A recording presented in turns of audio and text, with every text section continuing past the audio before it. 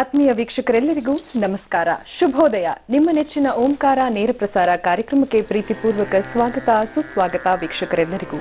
ಇಂದು ಗುರುವಾರ, ಗುರುರಾಯರನ್ನ ಸ್ಮರಿಸುವಂತಹ ಪುಣ್ಯಕರವಾದಂತಹ ದಿನ. ಜೊತೆಗೆ ಲೋಕ ಕಲ್ಯಾಣಕ್ಕಾಗಿ ಜನಿಸಿ ಬಂದಂತ ಆಚಾರ್ಯ ತ್ರಯರು, ಈ ಒಂದು ಮಧ್ವಾಚಾರ್ಯರಿರಬಹುದು, ಶಂಕರಾಚಾರ್ಯರಿರಬಹುದು, ರಾಮಾನುಜಾಚಾರ್ಯರಿರಬಹುದು, ಲೋಕ ಕಲ್ಯಾಣಕ್ಕಾಗಿ ಜನಿಸಿ ಬಂದು ಅದ್ವೈತ, ದ್ವೈತ ಹಾಗೂ ವಿಶಿಷ್ಟ ಅದ್ವೈತ ತತ್ವ ಸಿದ್ಧಾಂತವನ್ನ ಲೋಕಕ್ಕಾಗಿ ಪ್ರತಿಪಾದಿಸಿದಂತ ಆಚಾರ್ಯ ತ್ರಯರನ್ನ ಸ್ಮರಿಸ್ತಾ ಕಾರ್ಯಕ್ರಮವನ್ನ ಆರಂಭಿಸೋಣ. ಗುರುಗಳು ಕೂಡ ಆಗಮಿಸಿದ್ದಾರೆ. ನಿನ್ನೆಯ ನೇರ ಪ್ರಸಾರದ ಕಂತುವಿನಲ್ಲಿ ಗುರೂಜಿಯವರು ನೆಮ್ಮದಿಯನ್ನ ನಾವು ಜೀವನದಲ್ಲಿ ಕಾಣಬೇಕು, ಕಂಡುಕೊಳ್ಬೇಕು ಸುತ್ತಮುತ್ತಲಿನಲ್ಲಿ, ಮನಸ್ಸಿನಲ್ಲಿ ಅನ್ನೋದೇ ಆದ್ರೆ ಏನೆಲ್ಲ ಮಾಡಬೇಕು ಅನ್ನೋದನ್ನ ತಿಳಿಸ್ತಾ ಇದ್ರು. ಬಹಳ ವಿಶೇಷವಾದಂತಹ ಕೆಲವು ಟಿಪ್ಸ್ ನ ಕೊಟ್ಟರು. ಧ್ಯಾನದಿಂದ ಹಾಗೂ ದೇವರ ನಾಮ ಸಂಕೀರ್ತನೆಯಿಂದ ಈ ಒಂದು ನೆಮ್ಮದಿಯನ್ನ ನಾವು ಪಡ್ಕೋಬಹುದು ಅಂತ. ಇದು ಆಂತರಿಕವಾಗಿ ಸಂಬಂಧಪಟ್ಟಂತ ನೆಮ್ಮದಿಗೆ ಸೇರ್ಪಡೆ ಆಗುತ್ತೆ. ಆದ್ರೆ ಬಹಿರಂಗವಾಗಿ ಸುತ್ತಮುತ್ತಲಿನಲ್ಲಿ ನಾವಿರುವಂತಹ ಮನೆಯಲ್ಲಿ ನೆಮ್ಮದಿಯನ್ನ ಕಂಡುಕೊಳ್ಬೇಕಂದ್ರೆ ಏನ್ ಮಾಡ್ಬೇಕು, ಈ ದಿನದ ಈ ಒಂದು ನೇರ ಪ್ರಸಾರದಲ್ಲಿ ನೀವೆಲ್ಲರೂ ತಿಳ್ಕೋಬಹುದಾಗಿದೆ. ನಿಮ್ಮ ಪತ್ರಗಳು ಹಾಗೂ ಫೋನ್ ಕರೆಗಳಿಗೂ ಕೂಡ ಎಂದಿನಂತೆ ಸ್ಪಂದಿಸ್ತೀವಿ. ಕಾರ್ಯಕ್ರಮವನ್ನ ಆರಂಭಿಸೋಣ. ಗುರುಗಳು ಕೂಡ ಆಗಮಿಸಿದ್ದಾರೆ. ಶ್ರೀಯುತರು ಖ್ಯಾತ ಜ್ಯೋತಿಷಿಗಳು, ಆಧ್ಯಾತ್ಮಿಕ ಧಾರ್ಮಿಕ ಚಿಂತಕರು, ಸದಾದೇವಿ ಔಪಾಸಕರು, ತೇಜೋಮಂದಿ ರಮಲಶಾಸ್ತ್ರ ಸ್ವರಶಾಸ್ತ್ರದಲ್ಲಿ ಪ್ರಾವೀಣ್ಯತೆ ಹೊಂದಿರುವ ದೇವಿಶ್ರೀ ಮಹಾಸಂಸ್ಥಾನದ ಸಂಸ್ಥಾಪಕರು ಹಾಗೂ ದೇವಿಶ್ರೀ ಜ್ಯೋತಿ ಪತ್ರಿಕೆಯ ಪ್ರಧಾನ ಸಂಪಾದಕರು ಆದಂತ ಶ್ರೀ ದೇವಿಶ್ರೀ ಗುರುಜಿಯವರು. ಗುರುಜಿ, ಎಲ್ಲರ ಪರವಾಗಿ ಕಾರ್ಯಕ್ರಮಕ್ಕೆ ಆದರಪೂರ್ವಕ ಸ್ವಾಗತ. ಬ್ರಹ್ಮೋಸ್ಮಿ. ಗುರುಜಿ, ಎಂದಿನಂತೆ ಮೊದಲಿಗೆ ಈ ದಿನದ ಪಂಚಾಂಗ ಶ್ರವಣ ಹಾಗೂ ದ್ವಾದಶ ರಾಶಿಯ ಫಲಾಫಲದ ಬಗ್ಗೆ ಮಾಹಿತಿ. ಗುರು ಬ್ರಹ್ಮ ಗುರು ವಿಷ್ಣು ಗುರುದೇವೋ ಮಹೇಶ್ವರಃ, ಗುರು ಸಾಕ್ಷಾತ್ ಪರಬ್ರಹ್ಮ ತಸ್ಮೈ ಶ್ರೀ ಗುರುವೇ ನಮಃ. ಓಂ ಗುರುವೇ ಸರ್ವಲೋಕಾನಾಂ ವಿಷಜೇ ಪುರೋಹಿಣಾಂ ನಿಧಯೇ ಸರ್ವವಿದ್ಯಾನಾಂ ದಕ್ಷಿಣಾಮೂರ್ತೇ ನಮಃ. ಯಾ ದೇವಿ ಸರ್ವಭೂತೇಷು ಶಕ್ತಿರೂಪೇಣ ಸಂಸ್ಥಿತಾಃ. ನಮಸ್ತಸ್ಯೈ ನಮಸ್ತಸ್ಯೈ ನಮಸ್ತಸ್ಯೈ ನಮೋ ನಮಃ. ನಮೋ ರಾತಪತಯೇ ನಮೋ ಗಣಪತಯೇ ನಮಃ ಪ್ರಣಪತಯೇ. ನಮಸ್ತೆ ಅಸ್ತಲಂಬೋದರಾಯೇ ಕದಂತಾಯ ವಿಘ್ನವಿನಾಶಿನೇ ಶ್ರೀವರತೃತಾಯ ಶ್ರೀವರ್ಧಮೂರ್ತಯೇ ನಮೋ ನಮಃ. ಹರಿ ಓಂ. ಮಹಾಜನಭ್ಯೋ ಸರ್ವೇ ಜನಭ್ಯೋ ಮಾತೃಪಿತೃದೇವತಭ್ಯೋ ಆಚಾರ್ಯ ದೇವತಭ್ಯೋ ನಮೋ ನಮಃ.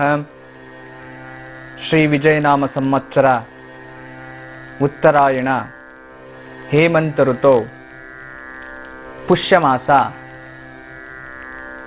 ವಿಶೇಷತಃ ಕೃಷ್ಣ ಪಕ್ಷ ಸಪ್ತಮ್ಯ ಚಿತ್ತಾ ನಕ್ಷತ್ರ, ಸಪ್ತಮಿ ಚಿತ್ತಾ ನಕ್ಷತ್ರ. ವಿಶೇಷತಃ ಈ ದಿನ ಪಂಚಾಂಗ ಧೃತಿಯೋಗ ಭದ್ರವಕರಣ, ಗುರುವಾರ. ಈ ದಿನದ ಸೂರ್ಯೋದಯ ಆಗಿರತಕ್ಕಂಥದ್ದು 6:47. ಸಾಯಂಕಾಲ ಸೂರ್ಯ ಅಸ್ತದ ಸಮಯ 6:15.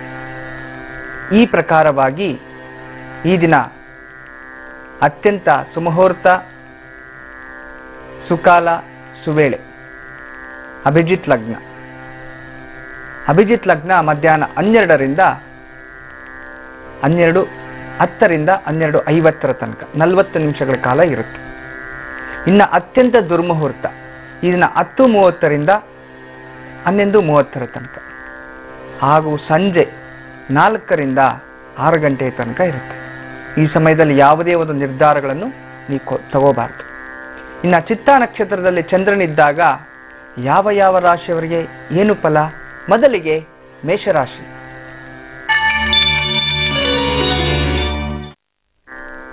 ಮೇಷರಾಶಿಯ ಹೆಣ್ಣು ಮಕ್ಕಳಿಗೆ ಆರೋಗ್ಯದಲ್ಲಿ ಸ್ವಲ್ಪ ಚೇತರಿಕೆ ಕಾಣುವಂಥದ್ದು. ದೀರ್ಘಕಾಲಗಳ ರೋಗದಿಂದ ನರಳ್ತಾ ಇರ್ತಕ್ಕಂಥ ಹೆಣ್ಮಕ್ಳಲ್ಲಿ ಸ್ವಲ್ಪ ಚೇತರಿಕೆ ಉಂಟಾಗುತ್ತೆ, ನೆಮ್ಮದಿಯ ವಾತಾವರಣ ತರತಕ್ಕಂಥದ್ದು. ಇನ್ನು ಸ್ವಯಂ ಉದ್ಯೋಗಸ್ಥರಲ್ಲಿ ಸ್ವಲ್ಪ ಆಲಸ್ಯದ ವಿಚಾರ. ಈ ದಿನ ಯಾವುದೇ ಕೆಲಸ ಮಾಡಕ್ಕೆ ಹೋಗಿ ಆಲಸ್ಯವಾಗಿ ನಡೆಯುವಂಥದ್ದು. ಸ್ವಲ್ಪ ಎಚ್ಚರಿಕೆಯಿಂದ ಎಲ್ಲ ಕಾರ್ಯಕ್ರಮಗಳನ್ನ ಮಾಡಬೇಕು. ಇನ್ನು ಉದ್ಯೋಗಸ್ಥರಲ್ಲಿ ಸ್ವಲ್ಪ ಮನಸ್ಸಿಗೆ ಅಶಾಂತಿ ಆಗುವಂಥದ್ದು, ಉದ್ಯೋಗದಲ್ಲಿ ಸ್ವಲ್ಪ ಕಿರುಕುಳ ಆಗುವಂಥದ್ದು. ಇನ್ನು ಸರ್ಕಾರಿ ಉದ್ಯೋಗಸ್ಥರಲ್ಲಿ ಅತಿ ಹೆಚ್ಚು ಖರ್ಚಾಗುವಂಥದ್ದು, ಹಣದ ವ್ಯಯ ಅತಿ ಹೆಚ್ಚಾಗುತ್ತೆ.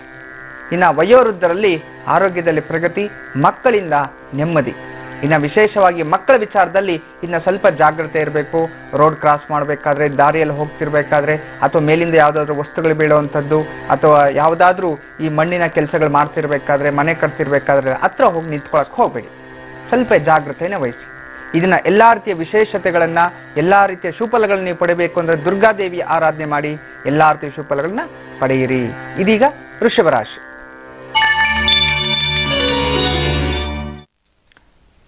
ವೃಷಭ ರಾಶಿಯ ಹೆಣ್ಣು ಮಕ್ಕಳಿಗೆ ಮಂಗಳ ಕಾರ್ಯ ಯೋಗ, ಮದುವೆ ಆಗದೆ ಇರತಕ್ಕಂಥವ್ರಿಗೆ ಮದುವೆ ಯೋಗ ಕೂಡಿ ಬರ್ತಿದೆ.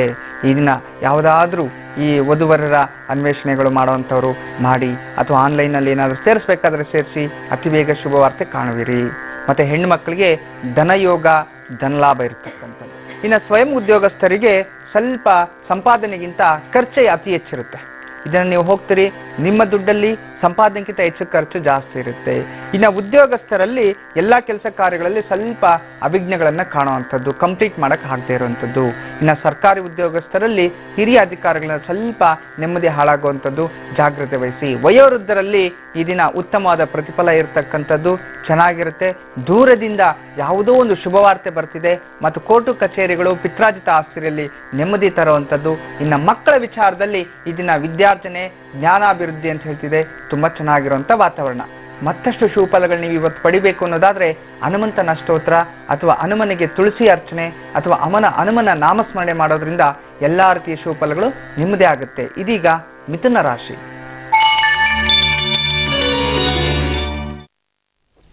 ಮಿಥುನ ರಾಶಿಯಲ್ಲಿರ್ತಕ್ಕಂಥ ಹೆಣ್ಣು ಮಕ್ಕಳಿಗೆ ಈ ದಿನ ವ್ಯಾಪಾರದಿಂದ ಲಾಭ ಸಿಗುವಂಥದ್ದು, ಸ್ನೇಹಿತರಿಂದ ಸಪೋರ್ಟ್ ಸಿಗುವಂಥದ್ದು, ಸಾಲದಿಂದ ಮುಕ್ತಿ ಸಿಗುವಂಥದ್ದು ತುಂಬ ಚೆನ್ನಾಗಿದೆ. ಇನ್ನು ಸ್ವಯಂ ಉದ್ಯೋಗಸ್ಥರಲ್ಲಿ ಸ್ವಲ್ಪ ಪುತ್ರರೊಂದಿಗೆ ಕಲಹ ಆಗುವಂಥದ್ದು, ಮಕ್ಕಳ ಜೊತೆ ಗಲಾಟೆ ಇಟ್ಕೊಳ್ಳುವಂಥದ್ದು, ಜಾಗ್ರತೆ ವಹಿಸಬೇಕು. ಇನ್ನು ವಿಶೇಷವಾಗಿ ಉದ್ಯೋಗಸ್ಥರಲ್ಲಿ ಎಲ್ಲ ವ್ಯಾಪಾರಗಳಲ್ಲಿ ಸ್ವಲ್ಪ ಅಡ್ಡಿ ಆಗುತ್ತೆ. ಉದ್ಯೋಗ ಮಾಡ್ಕೊಂಡು ಏನಾದರೂ ವ್ಯಾಪಾರ ಮಾಡಬೇಕು ಅಥವಾ ಏನಾದರೂ ಕೊಂಡ್ಕೋಬೇಕು, ಸೈಟು ಜಾಗ ನೋಡಬೇಕು ಅನ್ನೋದಿದ್ರೆ ಅದ್ರಲ್ಲಿ ಸ್ವಲ್ಪ ಅವಿಘ್ನಗಳನ್ನು ಕಾಣಿಸುವಂಥದ್ದು, ಸ್ವಲ್ಪ ಜಾಗ್ರತೆಯನ್ನು ವಹಿಸಿ. ಇನ್ನು ಸರ್ಕಾರಿ ಉದ್ಯೋಗಸ್ಥರಲ್ಲಿ ಸ್ವಲ್ಪ ಪ್ರವಾಸದ ಸಂಭವ, ಕೆಲಸಕ್ಕೋಸ್ಕರ ಬೇರೆ ಕಡೆ ಹೋಗುವಂಥದ್ದು, ಇಂಥದ್ದು ಯಾವುದಾದ್ರೂ ಒಂದು ಪ್ರವಾಸದ ಸಂಭವ ಇರತಕ್ಕಂಥದ್ದು. ಇನ್ನು ವಯೋವೃದ್ಧರಲ್ಲಿ, ವಯಸ್ಸಾಗಿರ್ತಕ್ಕಂಥವರಲ್ಲಿ ಸ್ವಲ್ಪ ಅಜೀರ್ಣ ಶಕ್ತಿ ಉಂಟಾಗುವಂಥದ್ದು, ಜಾಗ್ರತೆ ವಹಿಸಿ. ಮಕ್ಕಳಿಗೆ ಸಾಮಾನ್ಯವಾಗಿ ಕೈ ಕಾಲು ಮೊಣಗಾಲು ಅಥವಾ ಮೂಳೆಗೆ ಸಂಬಂಧಪಟ್ಟಿರೋ ತೊಂದರೆ ಬರುವಂಥದ್ದು, ಫ್ರಾಕ್ಚರ್ ಆಗುವಂಥದ್ದು, ಇನ್ನು ಸ್ವಲ್ಪ ಜಾಗ್ರತೆ ವಹಿಸಿದ್ರೆ ತುಂಬಾ ಒಳ್ಳೆಯದು. ಇದನ್ನ ಎಲ್ಲಾ ರೀತಿಯ ಶುಭಫಲಗಳು ನೀವು ಪಡಿಬೇಕು ಅಂದ್ರೆ ನಿರ್ವಿಘ್ನಕಾರಕ ಮಹಾಗಣಪತಿಯ ಅಷ್ಟೋತ್ರ, ಮಹಾಗಣಪತಿಯ ಪ್ರಾರ್ಥನೆಯಿಂದ ಎಲ್ಲಾ ಶುಭಫಲಗಳು ನಿಮ್ಮದೇ ಆಗುತ್ತೆ. ಇದೀಗ ಕಟಕ ರಾಶಿ. ಕಟಕ ರಾಶಿಯಲ್ಲಿರ್ತಕ್ಕಂಥ ಹೆಣ್ಣು ಮಕ್ಕಳಿಗೆ ಇದನ್ನ ಭೂಮಿಯಿಂದ ಲಾಭ ಅಂತ ಹೇಳ್ತಿದೆ.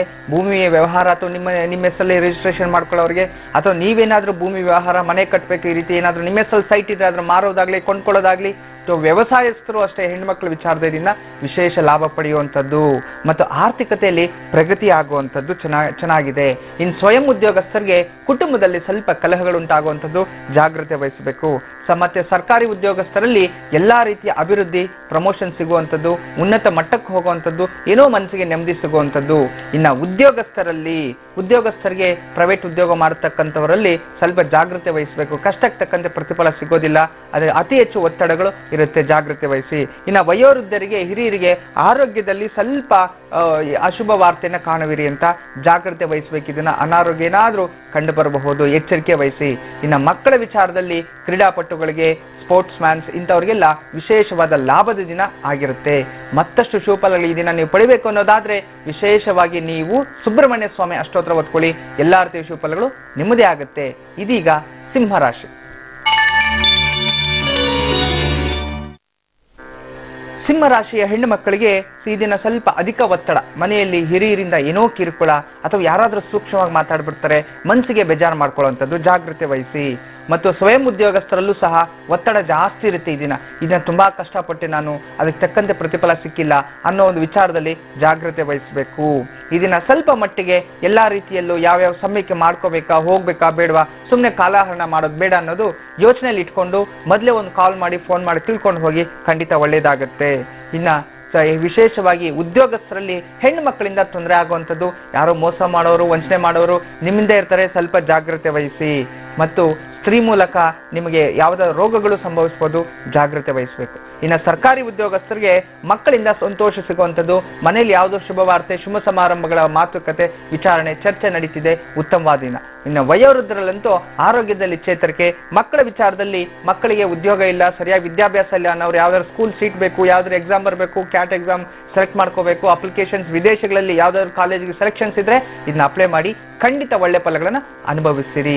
ಮತ್ತಷ್ಟು ಶುಭಫಲಗಳನ್ನು ನೀವು ಪಡಿಬೇಕು ಅನ್ನೋದಾದ್ರೆ ಈ ದಿನ ವಿಶೇಷವಾಗಿ ಮಹಾವಿಷ್ಣುವಿನ ಅಷ್ಟೋತ್ರ ಹೊತ್ಕೊಳ್ಳಿ ಅಥವಾ ಓಂ ನಮೋ ನಾರಾಯಣ ಎಂಬ ಅಷ್ಟಾಕ್ಷರಿ ಮಂತ್ರ ಜಪ ಮಾಡಿ, ಎಲ್ಲಾ ರೀತಿಯ ಶುಭಫಲಗಳು ನಿಮ್ಮದೇ ಆಗುತ್ತೆ. ಇದೀಗ ಕನ್ಯಾ ರಾಶಿ. ಕನ್ಯಾ ರಾಶಿಯವರಿಗೆ ಈ ದಿನ ಹೆಣ್ಣು ಮಕ್ಕಳಿಗೆ ಈ ದಿನ ಮನಸ್ಸು ಸ್ವಲ್ಪ ಚಂಚಲ ಸ್ವಭಾವ ಇರುತ್ತೆ, ಮತ್ತೆ ಅಧಿಕ ತಿರುಗಾಟ ಇರತಕ್ಕಂಥದ್ದು. ಸುಮ್ಮನೆ ತಿರುಗಾಟ ಇರುತ್ತೆ, ಸುಮ್ಮನೆ ತಿರುಗಾಡೋದು ಬೇಡ, ಮನೇಲಿ ಇರಿ, ಏನಾದರೂ ಪುಸ್ತಕ ಓದಿ, ಯಾವ್ದಾದ್ರು ಭಗವಂತನ ನಾಮ ಜಪ ಮಾಡಿ, ಮನ್ಸಿಗೂ ನೆಮ್ಮದಿ ಸಿಗುತ್ತೆ, ಒಳ್ಳೆ ಹೆಸರನ್ನ ಪಡಿಬೋದು, ಸ್ವಲ್ಪ ಜ್ಞಾನವನ್ನು ಲಭಿಸುತ್ತೆ. ಇನ್ನು ವಿಶೇಷವಾಗಿ ಸ್ವಯಂ ಉದ್ಯೋಗಸ್ಥರಿಗೆ ಅಧಿಕ ಖರ್ಚಿರತಕ್ಕಂಥದ್ದು, ಜಾಗೃತೆ. ಸುಮ್ಮನೆ ಯಾರ್ಯಾರಿಗೂ ದುಡ್ಡು ಕೊಟ್ಟು ಮೋಸ ಹೋಗಬೇಡಿ, ಮೋಸ ಹೋಗೋದ್ರೆ ಮತ್ತೆ ನಿಮ್ಮ ಹಣ ನಿಮ್ಮಿಂದ ಬರೋದು ತುಂಬಾ ಕಷ್ಟ ಆಗುತ್ತೆ, ಜಾಗ್ರತೆ ವಹಿಸಬೇಕು. ಇನ್ನು ಉದ್ಯೋಗಸ್ಥರಲ್ಲಿ ಅಕಾಲ ಭೋಜನ ಮನಸ್ಸಿಗೆ ಅಶಾಂತಿ ಅಂತ ಹೇಳ್ತಿದೆ, ಸ್ವಲ್ಪ ಜಾಗ್ರತೆ ವಹಿಸಿ. ಇನ್ನ ಉದ್ಯೋಗಸ್ಥರು, ಗೌರ್ಮೆಂಟ್ ಸರ್ಕಾರಿ ಉದ್ಯೋಗಸ್ಥರಿಗೆ ವಾಹನಗಳಿಂದ ಎಚ್ಚರಿಕೆ ಇರಬೇಕು, ವಾಹನಗಳಿಂದ ತೊಂದರೆ ಆಗುವಂಥದ್ದು, ಸ್ವಲ್ಪ ಜಾಗ್ರತೆ ವಹಿಸಿ. ರೋಡಲ್ಲಿ ಹೋಗ್ಬೇಕಾದ್ರೆ ಅಥವಾ ವಾಹನಗಳಲ್ಲಿ ಚಲನೆ ಮಾಡಬೇಕಾದ್ರೆ ಇಂದು ಮುಂದೆ ಸ್ವಲ್ಪ ಜಾಗ್ರತೆಯನ್ನು ವಹಿಸಬೇಕು. ಇನ್ನ ವಯೋವೃದ್ಧರು, ವಯಸ್ಸಾಗಿರ್ತಕ್ಕಂಥವ್ರಿಗೆ ಅನವಶ್ಯಕವಾಗಿ ಮಾನಸಿಕ ನೆಮ್ಮದಿ ಹಾಳಾಗುವಂಥದ್ದು, ಯಾರೋ ಮಕ್ಕಳನ್ನ ಏನೋ ಅಂದ್ಬಿಟ್ರು, ಸೂಕ್ಷ್ಮವಾಗಿ ಮಾತಾಡೋದು ಅಂತ ಹೇಳಿ ಮನೇಲಿ ನೊಂದ್ಕೊಳ್ಳೋವಂಥದ್ದು, ಮೆಟ್ಲ ತಿಳಿಬೇಕಾದ್ರೆ ಬಿದ್ದೋಗ್ಬಿಡುವಂಥದ್ದು ಅಥವಾ ಟಾಯ್ಲೆಟಲ್ಲಿ ಜಾರ್ಕೊಳ್ಳೋವಂಥದ್ದು, ಸ್ವಲ್ಪ ನೀರಿನ ಜವಾಬ್ದಾರಿಯಲ್ಲಿ ಎಚ್ಚರಿಕೆಯನ್ನ ವಹಿಸಬೇಕು. ಇನ್ನು ಮಕ್ಕಳ ವಿಚಾರದಲ್ಲಿ ವಿಶೇಷವಾದ ಒಂದು ಜ್ಞಾನವನ್ನ ಲಭಿಸುವಂತ ದಿನ ಆಗಿದೆ. ಎಷ್ಟೋ ದಿನದಿಂದ ನಾನು ಪ್ರಾಕ್ಟೀಸ್ ಮಾಡ್ತಿದ್ದೆ, ಅಥವಾ ಒಂದು ಚಿತ್ರ ಬರ್ಸಕ್ಕಾಗ್ತಿಲ್ಲ, ಅಥವಾ ನಾನು ಮ್ಯಾಥ್ಸಲ್ಲಿ ಸ್ವಲ್ಪ ಡಲ್ ಆಗಿದ್ದೀನಿ, ಯಾವುದೋ ಚಿತ್ರರಂಗ ಕಲೆಗೆ ಸ್ಪರ್ಧೆಗೆ ನಾನು ಹೋಗ್ಬೇಕಾಗಿತ್ತು, ಆ ಚಿತ್ರ ಬರೀಬೇಕಾಗಿತ್ತು, ಪ್ರಾಕ್ಟೀಸ್ ಮಾಡೋಕ್ಕಾಗ್ತಿಲ್ಲ ಅನ್ನೋರು ಇದನ್ನ ಕೂತ್ಕೊಂಡು ನಿಧಾನವಾಗಿ ಪ್ರಾಕ್ಟೀಸ್ ಮಾಡಿದ್ರೆ ಖಂಡಿತ ಸದಾ ನಿಮ್ಮ ಮನದಲ್ಲೇ ನಿಂತು ಹೋಗುತ್ತೆ. ಇದನ್ನ ಮತ್ತಷ್ಟು ವಿಶೇಷ ಫಲಗಳನ್ನ ನೀವು ಪಡಿಬೇಕು, ಉನ್ನತ ಸ್ಥಾನಕ್ಕೆ ಹೋಗಬೇಕು, ಎಲ್ಲಾ ರೀತಿ ಶುಭಫಲಗಳು ಪಡಿಬೇಕು ಅನ್ನೋದಾದ್ರೆ ನೀವು ದುರ್ಗಾದೇವಿ ಅಷ್ಟೋತ್ರ ಜೊತೆಯಲ್ಲಿ ವಿಷ್ಣು ಸಹಸ್ರನಾಮ ಅಥವಾ ಲಕ್ಷ್ಮೀ ಸಹಸ್ರನಾಮ ಅಥವಾ ಮಹಾಲಕ್ಷ್ಮಿಯ ದರ್ಶನದಿಂದ ಎಲ್ಲಾ ರೀತಿಯ ಶುಭಫಲಗಳು ನಿಮ್ಮದೇ ಆಗತ್ತೆ. ಈಗ ತುಲಾ ರಾಶಿಯಿಂದ ಹಿಡಿದು ಮೀನ ರಾಶಿಯವರವರೆಗೂ ಯಾವ ರೀತಿ ಈ ಒಂದು ದಿನದ ಶುಭ ಫಲಗಳು ಇದೆ ಅನ್ನೋದನ್ನ ತಿಳ್ಕೊಳ್ಳೋ ಸಮಯ. ಗುರುಜಿ ಅವ್ರನ್ನ ಕೇಳೋಣ. ಗುರುಜಿ, ಇದೀಗ ತುಲಾ ರಾಶಿ. ತುಲಾ ರಾಶಿಯಲ್ಲಿರ್ತಕ್ಕಂಥ ಹೆಣ್ಣು ಮಕ್ಕಳಿಗೆ ಉದ್ಯೋಗದಲ್ಲಿ ಪ್ರಗತಿ, ಮನೆಯಲ್ಲಿ ಇರತಕ್ಕಂಥವ್ರು ಸ್ವಲ್ಪ ಹಠಮಾರಿತನ ಹೇಳುತ್ತೆ, ಜಾಗ್ರತೆಯನ್ನು ವಹಿಸಿ. ಯಾರ ಹತ್ರ ಎಷ್ಟು ಮಾತಾಡಬೇಕೋ ಅಷ್ಟೇ ಮಾತಾಡಿ. ಇನ್ನು ಸ್ವಯಂ ಉದ್ಯೋಗಸ್ಥರಲ್ಲಿ ಸ್ವಲ್ಪ ವಾದ ವಿವಾದಗಳಲ್ಲಿ ಸಿಕ್ಕಾಕೊಳ್ತೀರಿ, ಅದರ ಕೊನೆಗೆ ಜಯ ನಿಮ್ಮ ಕಡೆನೇ ಇರುತ್ತೆ. ಆದರೂ ಸ್ವಲ್ಪ ಮೌನವನ್ನು ವಹಿಸೋದು ತುಂಬ ಒಳ್ಳೆಯದು. ಇನ್ನು ಉದ್ಯೋಗಸ್ಥರಿಗೆ ಆರೋಗ್ಯದಲ್ಲಿ ಚೇತರಿಕೆ ಆಗುವಂಥದ್ದು ಪರವಾಗಿಲ್ಲ. ಉದ್ಯೋಗಸ್ಥರು ದೀರ್ಘಕಾಲದ ರೋಗಗಳಿದ್ದು ಅಥವಾ ರಜೆ ಏನಾದರೂ ತಗೊಂಡಿದ್ರೆ ಅಥವಾ ನಾನು ಹೋಗೋಕ್ಕಾಗ್ತಿಲ್ಲ, ತುಂಬ ಸುಸ್ತಾಗ್ತಿದೆ, ಟಯರ್ಡ್ ಆಗ್ತಿದೆ ಅನ್ನೋರಿಗೆ ಈ ದಿನ ಪ್ರಗತಿ ಇರುತ್ತೆ, ಆರೋಗ್ಯದಲ್ಲಿ ಚೇತರಿಕೆ ಕಾಣುವಿರಿ. ಇನ್ನು ಸರ್ಕಾರಿ ಉದ್ಯೋಗಸ್ಥರಲ್ಲಿ ಸ್ವಲ್ಪ ಪುತ್ರರಿಂದ ಲಾಭ ಅಂತ ಹೇಳ್ತಿದೆ, ಅದೇ ರೀತಿ ವಾಹನಗಳಿಂದ ಲಾಭ ಅಂತ ಹೇಳ್ತಿದೆ, ಮತ್ತು ವಾಹನಗಳನ್ನು ಕೊಂಡ್ಕೊಳ್ಳುವಂಥದ್ದು ಅಥವಾ ಇಂಥದ್ದು ಯಾವುದೋ ಶುಭ ಸುದ್ದಿ ಬರ್ತಾ ಇದೆ, ಅದರ ಸಲುವಾಗಿ ವೆಯ್ಟ್ ಮಾಡಬಹುದು. ಇನ್ನು ವಯೋವೃದ್ಧರಲ್ಲಿ, ವಯಸ್ಸಾಗಿರ್ತಕ್ಕಂಥವ್ರಿಗೆ ಉನ್ನತ ಸ್ಥಾನಮಾನ, ಸನ್ಮಾನ, ಸೃಷ್ಟಿಪೂರ್ತಿ ಇಂಥದ್ದು ಯಾವುದೋ ಶುಭ ಸಮಾರಂಭಗಳ ಬಗ್ಗೆ ಚರ್ಚೆ ನಡೆಯುವಂಥದ್ದು, ಮನೆಯಲ್ಲಿ ಏನೋ ಒಂಥರ ಸಂತೋಷದ ವಾತಾವರಣ. ಇನ್ನು ಮಕ್ಕಳ ವಿಚಾರದಲ್ಲಿ ಸ್ವಲ್ಪ ಜಾಗ್ರತೆ ಇರಬೇಕು. ಶಾಲೆಗೆ ಹೋಗೋ ಮುಂಚೆ ಎಲ್ಲ ಪುಸ್ತಕಗಳು ಬ್ಯಾಗಲ್ಲಿ ಇದೆ ಇಲ್ಲ ನೋಡ್ಕೊಳ್ಳಿ, ಯಾವುದಾದ್ರೂ ಬಿಟ್ಟು ಹೋಗುವಂಥದ್ದು, ಸ್ಕೂಲಲ್ಲಿ ಪನಿಷ್ಮೆಂಟು ಮಾಡೋವಂಥದ್ದು, ಹೋಮ್ವರ್ಕ್ ಮಾಡಿ ಮರೆತು ಹೋಗಿ ಅಲ್ಲಿ ಪನಿಷ್ಮೆಂಟ್ ಅನುಭವಿಸುವಂಥದ್ದು, ಸ್ವಲ್ಪ ಎಚ್ಚರಿಕೆ ವಹಿಸಿ. ಇದನ್ನ ಎಲ್ಲ ರೀತಿಯ ಶುಭಫಲಗಳು ನೀವು ಪಡಿಬೇಕು, ಒಳ್ಳೇದಾಗಬೇಕು ಅನ್ನೋದಾದ್ರೆ ಗುರುಗಳ ಅಷ್ಟೋತ್ರ, ಗುರುಗಳ ನಾಮಸ್ಮರಣೆ ಅಥವಾ ಸಾಯಿನಾಥ, ರಾಘವೇಂದ್ರ, ದತ್ತಾತ್ರೇಯ, ದಕ್ಷಿಣಾಮೂರ್ತಿ ಯಾರಾದರೂ ಮನದಲ್ಲಿ ಸ್ಮರಣೆ ಮಾಡಿ ಅದು ಈ ದಿನವನ್ನು ಪ್ರಾರಂಭ ಮಾಡಿ, ಎಲ್ಲ ರೀತಿಯ ಶುಭಫಲಗಳು ನಿಮ್ಮದೇ ಆಗುತ್ತೆ. ಇದೀಗ ವೃಶ್ಚಿಕ ರಾಶಿ.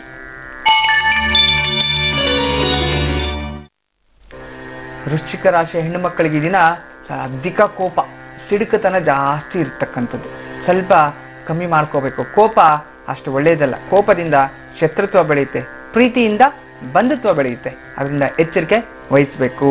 ಮತ್ತೆ ಈ ಉದ್ಯೋಗಸ್ಥರಿಗೆ, ಸ್ವಯಂ ಉದ್ಯೋಗಸ್ಥರು, ಬಿಸ್ನೆಸ್ ಮ್ಯಾನ್ಸು, ರಿಯಲ್ ಎಸ್ಟೇಟ್ಸು, ಸಾಕಷ್ಟು ಜನ ಸ್ವಯಂ ಉದ್ಯೋಗಸ್ಥರು ಸ್ವಂತ ಬಿಸ್ನೆಸ್ ಮಾಡತಕ್ಕಂಥವ್ರಿಗೆ ಮನಸ್ಸಿನಲ್ಲಿ ಏನೋ ಒಂಥರ ಅಶಾಂತಿ, ದಿನ ಕಳವಳ, ನಾನು ಯಾರಿಗೂ ಸಹಾಯ ಮಾಡಕ್ಕೆ ಹೋದೆ, ನನ್ನ ಶತ್ರುತ್ವ ಬಂದ್ಬಿಟ್ರಲ್ಲ, ನನ್ಗೆ ಮೋಸ ಮಾಡ್ತಿದ್ದಲ್ಲ ಹಿಂದೆ, ಎದುರುಗಡೆ ಒಂದು ಮಾತಾಡ್ತಾರೆ, ಇನ್ನೇ ಒಂದು ಮಾತಾಡ್ತಾರಲ್ಲ ಅಂಥೇಳಿ ಸ್ವಲ್ಪ ಜಾಗ್ರತೆ ವಹಿಸ್ಬೇಕು. ಈ ದಿನ ಮನಸ್ಸಿಗೆ ನೋವು ಮಾಡ್ಕೋಬೇಡಿ.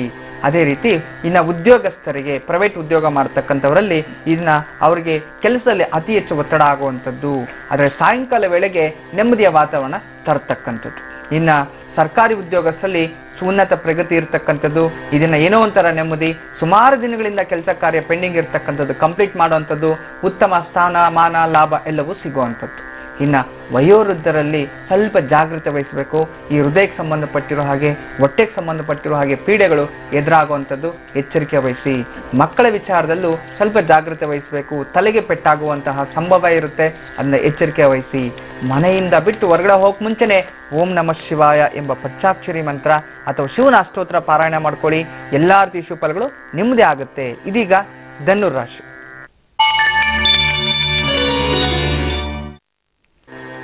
ಧನುರಾಶಿಯ ಹೆಣ್ಣು ಮಕ್ಕಳಿಗೆ ಸಂತಾನ ಯೋಗ ತುಂಬಾ ಚೆನ್ನಾಗಿರ್ತಕ್ಕಂಥದ್ದು. ಮನೆಯಲ್ಲಿ ನೆಮ್ಮದಿಯ ವಾತಾವರಣ, ಶುಭ ಸಮಾರಂಭಗಳ ಬಗ್ಗೆ ಚರ್ಚೆ ಮಾಡ್ತಕ್ಕಂಥದ್ದು. ಹೆಣ್ಣು ಮಕ್ಕಳಿಗೆ ಯಾವುದಾದ್ರೂ ಉಡುಗೊರೆ ಬರಬಹುದು ಅಥವಾ ಕೊಂಡ್ಕೋಬಹುದು ಅಥವಾ ನೀವಾದ್ರೂ ಗಿಫ್ಟ್ ಮಾಡಬಹುದು. ಒಳ್ಳೆಯ ದಿನನೇ ಆಗಿದೆ. ಮತ್ತೆ ಈ ಸ್ವಯಂ ಉದ್ಯೋಗಸ್ಥರಲ್ಲಿ ಸುಖ ದಾಂಪತ್ಯ, ಈ ಡಿವೋರ್ಸ್ ಆಗ್ಬಿಡುತ್ತೆ ಅಥವಾ ಮದುವೆ ಆಗ್ತಿಲ್ಲ ಅಥವಾ ನನಗೂ ಹೆಂಡತಿಗೆ ಏನೋ ಗಲಾಟೆ ಇತ್ತು ಅನ್ನೋ ಒಂದು ಮಾತುಕತೆ ಮಾಡ್ಕೊಳ್ಳೋಂಥವ್ರಿಗೆ ಈ ದಿನ ನೆಮ್ಮದಿಯ ವಾತಾವರಣ ಇರುತ್ತೆ. ಮನೆಯಲ್ಲಿ ಒಬ್ಬರನ್ನೊಬ್ಬನ ಕ್ಷಮಿಸುವಂಥ ದಿನ ಆಗಿರುತ್ತೆ. ಮತ್ತು ಉದ್ಯೋಗಸ್ಥರಲ್ಲಿ ಉತ್ತಮವಾದ ಲಾಭ ಪಡೆಯುವಂಥದ್ದು, ಉತ್ತಮವಾದ ಚೇತರಿಕೆ ಆಗುವಂಥದ್ದು, ಉದ್ಯೋಗದಲ್ಲಿ ಪ್ರಗತಿ ಆಗುವಂಥದ್ದು ತುಂಬ ಚೆನ್ನಾಗಿರುತ್ತೆ. ಇನ್ನು ಸರ್ಕಾರಿ ಉದ್ಯೋಗಸ್ಥರಿಗೆ ಧನಲಾಭ ಇರತಕ್ಕಂಥದ್ದು, ಇನ್ಸೆಂಟಿವ್ ಸಿಗುವಂಥದ್ದು, ಪ್ರಮೋಷನ್ ಆಗುವಂಥದ್ದು, ಇಂಕ್ರೂಮೆಂಟ್ ಆಗುವಂಥದ್ದು ತುಂಬ ಚೆನ್ನಾಗಿರ್ತಕ್ಕಂಥ ಸ್ಥಾನಮಾನ ಲಭಿಸುತ್ತೆ. ಮತ್ತು ಈ ಒಂದು ವಯಸ್ಸಾಗಿರ್ತಕ್ಕಂತಹ ತಂದೆ ತಾಯಂದ್ರಿಗೆ ದೂರದಿಂದ ಶುಭ ಸುದ್ದಿ ಬರತಕ್ಕಂಥದ್ದು. ತನ್ನ ಮಕ್ಕಳೆಲ್ಲೋ ದೂರ ಹೋಗಿದ್ದಾರೆ, ಮಾತಾಡ್ತಾ ಇಲ್ಲ, ಮಕ್ಕಳು ಕೋಪ ಮಾಡ್ಕೊಂಬಿಟ್ಟು ಅನ್ನೋರು ಈ ದಿನ ನಿಮಗೆ ಫೋನ್ ಮಾಡ್ತಾರೆ, ಕ್ಷಮೆ ಕೇಳ್ತಾರೆ ಅಥವಾ ನೀವೇ ಫೋನ್ ಮಾಡಿ ಅವರು ಮನಸ್ಸು ಬಿಚ್ಚಿ ಮಾತಾಡ್ತಾರೆ. ಈ ದಿನ ತುಂಬ ಚೆನ್ನಾಗಿದೆ. ಇನ್ನು ಮಕ್ಕಳ ವಿಚಾರದಲ್ಲಿ ಸ್ವಲ್ಪ ಆರೋಗ್ಯದಲ್ಲಿ ತೊಂದರೆ ಆಗುವಂಥದ್ದು, ಅಜೀರ್ಣ ಶಕ್ತಿ ಆಗ್ಬಿಡುವಂಥದ್ದು, ಊಟ ಮಾಡಿದ್ದು ವಾಂತಿ ಮಾಡಿಬಿಡುವಂಥದ್ದು, ಫುಡ್ ರಿಲೇಟೆಡ್ ಏನಾದರೂ ಇನ್ಫೆಕ್ಷನ್ಸ್ ಆಗುವಂಥದ್ದು ಜಾಗ್ರತೆ ವಹಿಸಬೇಕು. ಇದನ್ನ ನೀವೆಲ್ಲರೂ ಎಲ್ಲಾ ರೀತಿಯ ಶುಭಫಲಗಳನ್ನು ಪಡೆಯಬೇಕು ಅನ್ನೋದಾದ್ರೆ ಇದನ್ನ ಮಹಾಲಕ್ಷ್ಮಿ ಅಷ್ಟೋತ್ರ ಅಥವಾ ಅನ್ನಪೂರ್ಣೇಶ್ವರಿ ಅಷ್ಟೋತ್ರ ಓದ್ಕೊಳ್ಳೋದ್ರಿಂದ ಎಲ್ಲಾ ರೀತಿಯ ಶುಭಫಲಗಳು ನಿಮ್ಮದೇ ಆಗುತ್ತೆ. ಇದೀಗ ಮಕರ ರಾಶಿ.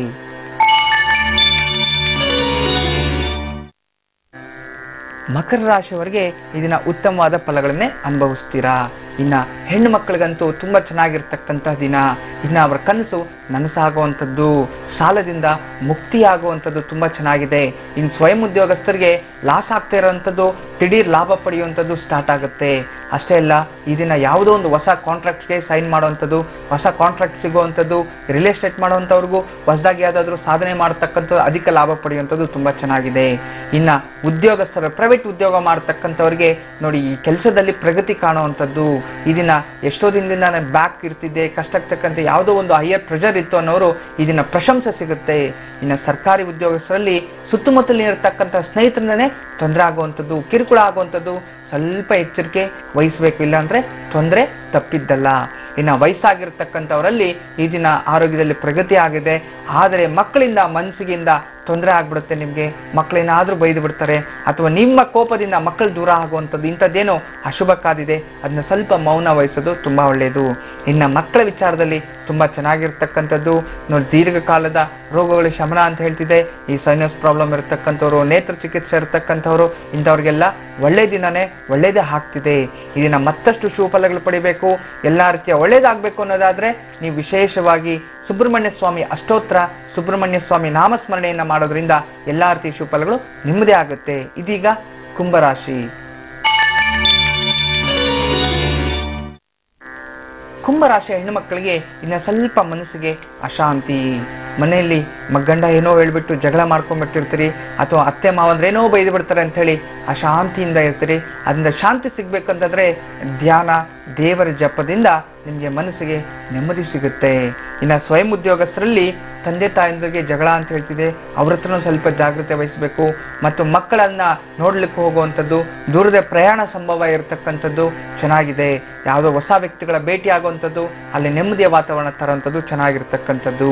ಮತ್ತು ಉದ್ಯೋಗಸ್ಥರಲ್ಲಿ ಲೋನ್ಗೆ ಅಪ್ಲೈ ಮಾಡಿದ್ರೆ ಇಂಥವ್ರಿಗೆ ಲೋನ್ ಸಿಗುವಂಥದ್ದು, ವೆಹಿಕಲ್ಸ್ ಕೊಂಡ್ಕೊಳ್ಳುವಂಥದ್ದು, ಯಾವುದೋ ಒಂದು ನಿಮ್ಮ ಕನಸು ನನಸಾಗುವಂಥದ್ದು, ಫ್ಲಾಟು, ಅಪಾರ್ಟ್ಮೆಂಟು, ಭೂಮಿ ಏನಾದರೂ ಬುಕ್ ಮಾಡೋಂಗಿದ್ರೆ ಮಾಡಿ. ಶೀಘ್ರದಲ್ಲಿ ಎಲ್ಲಾ ರೀತಿಯ ಶುಭಫಲಗಳು ಕಾಣ್ತೀರಿ. ಇನ್ನು ಸರ್ಕಾರಿ ಉದ್ಯೋಗಸ್ಥರ ಮಕ್ಕಳಿಗೆ ಸ್ವಲ್ಪ ಈ ಜಾಗೃತೆ ವಹಿಸಬೇಕು.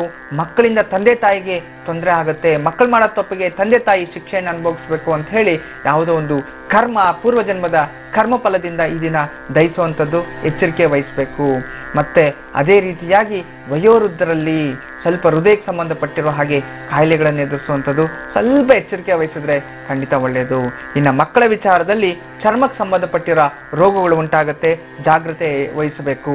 ಈ ಚರ್ಮ ಅಂತಂದ್ರಾಗ ಸ್ವಲ್ಪ ಎಚ್ಚರಿಕೆ ವಹಿಸಿ ಬಿಸಿ ನೀರು ಚೆಲ್ಕೊಂಡ್ಬಿಡುವಂಥದ್ದು, ಎಣ್ಣೆ ಪದಾರ್ಥ ಮೇಲೆ ಹಾಕ್ಕೊಳ್ಳುವಂಥದ್ದು, ಆಸಿಡ್ಗಳು ಬೀಳುವಂಥದ್ದು ಅಥವಾ ಯಾವುದೋ ಮುಟ್ಟಿ ಸ್ಕಿನ್ ಅಲರ್ಜಿ ಆಗ್ಬಿಡುವಂಥದ್ದು ಎಚ್ಚರಿಕೆ ವಹಿಸಬೇಕು. ಇನ್ನು ಎಲ್ಲ ರೀತಿಯ ಶುಭಫಲಗಳನ್ನ ನೀವು ಪಡಿಬೇಕು ಅನ್ನೋದಾದ್ರೆ ನರಸಿಂಹಸ್ವಾಮಿಯ ಸ್ತೋತ್ರ ಅಥವಾ ಮಹಾವಿಷ್ಣುವಿನ ಸ್ತೋತ್ರ ಓದ್ಕೊಳ್ಳಿ, ಎಲ್ಲ ರೀತಿಯ ಶುಭಫಲಗಳು ನಿಮ್ಮದೇ ಆಗುತ್ತೆ. ಈಗ ಕೊನೆಯದಾಗಿ ಮೀನರಾಶಿ. ಮೀನರಾಶಿಯ ಹೆಣ್ಣು ಮಕ್ಕಳಿಗೆ ಈ ದಿನ ಲಾಭ ಪಡೆಯುವಂಥ ದಿನ ನೋಡಿ. ಅವರಿಗೆ ವಸ್ತ್ರದ ವ್ಯಾಪಾರ, ವಸ್ತ್ರಗಳು ವ್ಯಾಪಾರ ಮಾಡೋದ್ರಿಂದ ಅಥವಾ ವಸ್ತ್ರಗಳು ಕೊಂಡ್ಕೊಳ್ಳೋದ್ರಿಂದ ಅಥವಾ ವಸ್ತ್ರದ ವ್ಯಾಪಾರದಿಂದ ಈ ಚಿನ್ನ ಆಭರಣಗಳು ಕೊಂಡ್ಕೊಳ್ಳೋ ಮನಸ್ಸಿಗೆ ನೆಮ್ಮದಿ ಸಿಗುವಂಥದ್ದು ಲಾಭದಿಂದನೇ, ಸ್ನೇಹಿತರಿಂದ ಸಪೋರ್ಟ್ ಸಿಗೋದು ತುಂಬ ಚೆನ್ನಾಗಿದೆ. ಮತ್ತು ಸ್ವಯಂ ಉದ್ಯೋಗಸ್ಥರಿಗೆ ತುಂಬ ಚೆನ್ನಾಗಿರ್ತಕ್ಕಂಥದ್ದು, ತರಕಾರಿ ವ್ಯಾಪಾರಸ್ಥರಿಗಾಗಿರ್ಬೋದು ಅಥವಾ ಯಾವುದೇ ಒಂದು ಬಿಸ್ನೆಸ್ ಮಾಡೋರು, ರಿಯಲ್ ಎಸ್ಟೇಟ್ ವ್ಯಾಪಾರ ಆಗಿರ್ಬೋದು, ಎಲ್ಲ ವ್ಯಾಪಾರಸ್ಥರಿಗೂ ಅಧಿಕ ಲಾಭ ಇರತಕ್ಕಂಥದ್ದು ತುಂಬ ಚೆನ್ನಾಗಿದೆ. ಮತ್ತೆ ಸ್ವಲ್ಪ ಈ ಉದ್ಯೋಗಸ್ಥರಿಗಂತೂ ಎದುರು ಶತ್ರುಗಳಿಂದ ಸ್ವಲ್ಪ ಕಿರುಕುಳ ಆಗುತ್ತೆ, ನಿಮ್ಮ ಶತ್ರುಗಳ ದಾಳಿ ನಿಮ್ಮ ಮೇಲೆ ಇರುತ್ತೆ, ಜಾಗೃತೆ ವಹಿಸಿ. ಇನ್ನು ಸರ್ಕಾರಿ ಉದ್ಯೋಗಸ್ಥರಿಗೆ ಸ್ವಲ್ಪ ಎಚ್ಚರಿಕೆಯ ದಿನನೇ ಆಗಿರುತ್ತೆ. ನಿಮ್ಮ ಕೆಲಸ ಕಾರ್ಯಗಳಲ್ಲಿ ಸ್ವಲ್ಪ ಅವಿಘ್ನಗಳನ್ನು ಉಂಟಾಗುವಂಥದ್ದು, ಸ್ವಲ್ಪ ನೀವೇನು ಬೇಗ ಹೋಗಬೇಕು ಅಂತ ಹೋಗ್ತೀರಿ, ಮಧ್ಯದಲ್ಲಿ ಟೈರ್ ಪಂಚರ್ ಆಗ್ಬೋದು ಅಥವಾ ಬಸ್ ಸಿಗದೆ ಇರ್ಬೋದು, ವಾಹನಗಳ ಅಪಘಾತಗಳಾಗ್ಬೋದು, ಇದನ್ನ ಸ್ವಲ್ಪ ಹೆಚ್ಚು ಕಮ್ಮಿ ಲೇಟ್ ಆಗಿ ಹೋಗುವಂಥದ್ದು. ಅದನ್ನ ಮೊದಲೇ ಜಾಗೃತಿಯಿಂದ 10 ನಿಮಿಷ ಮುಂಚೆ ಬಿಡಿ. ಓಡಾಡಬೇಕಾದ್ರೆ ನಿಮ್ಮ ಮೇಲೆ ಸ್ಥಿತಿ ಪ್ರಜ್ಞೆ ಇರಲಿ. ವಯೋವೃದ್ಧರಿಗೆ ಸ್ವಲ್ಪ ಜಾಗೃತೆ ವಹಿಸಬೇಕು ಆರೋಗ್ಯ ಸ್ಥಿತಿಯಲ್ಲಿ. ಈ ಕಿಡ್ನಿ, ಲಿವರು ಮತ್ತೆ ಹೊಟ್ಟೆಗೆ ಸಂಬಂಧಪಟ್ಟ ತೊಂದರೆಗಳಿರೋ ಎಚ್ಚರಿಕೆ ವಹಿಸಿ. ಇನ್ನು ಮಕ್ಕಳಲ್ಲಿ ಪ್ರಶಂಸೆಯ ದಿನ ಚೆನ್ನಾಗಿರ್ತಕ್ಕಂಥದ್ದು. ಈ ದಿನ ಮಕ್ಕಳಲ್ಲಿ ಉತ್ತಮವಾದ ಭವಿಷ್ಯವನ್ನು ರೂಪಿಸಬಹುದು. ಅವ್ರು ಯಾವ್ದಾದ್ರು ಡಿಸಿಷನ್ಸ್ ತಗೊಳ್ಳಂಗಿದ್ರೆ ತಗೊಳ್ಳಿ, ಉತ್ತಮವಾದ ಫಲಗಳನ್ನೇ ಪಡಿತೀರಿ. ಈ ದಿನ ಕೆಲವರಿಗೆ ಶುಭ ಅಶುಭ ಫಲಗಳಿದ್ದಿದೆ, ನಾನು ಸಂಕ್ಷಿಪ್ತವಾಗಿ ಅದನ್ನು ತಿಳಿಸಿದ್ದೀನಿ. ಅದನ್ನ ನೀವು ಖಂಡಿತವಾಗ್ಲೂ ಈ ದಿನದ ಪರಿಹಾರಗಳು ನೀವು ಮಾಡ್ಕೊಂಡ್ಬಿಟ್ರೆ ಎಲ್ಲಾ ರೀತಿಯ ಶುಭ ಫಲಗಳು ನಿಮ್ಮದೇ ಆಗುತ್ತೆ. ಹಾಗಿದ್ರೆ ಯಾವೆಲ್ಲ ಸರಳ ಸೂತ್ರಗಳನ್ನ ನಾವು ಪಾಲಿಸಬೇಕು? ಬನ್ನಿ ಗುರುಜಿ ಅವರಿಂದ ಕೇಳಿ ತಿಳಿಯೋಣ. ಗುರುಜಿ, ಕುಟುಂಬದಲ್ಲಿ ನೆಮ್ಮದಿಯ ಜೀವನ, ಪ್ರತಿಯೊಬ್ಬರು ನಿಜವಾಗ್ಲೂ ನೆಮ್ಮದಿ ಜೀವನ ಎಲ್ಲರೂ ಕೇಳ್ಕೊಳ್ತಾರೆ.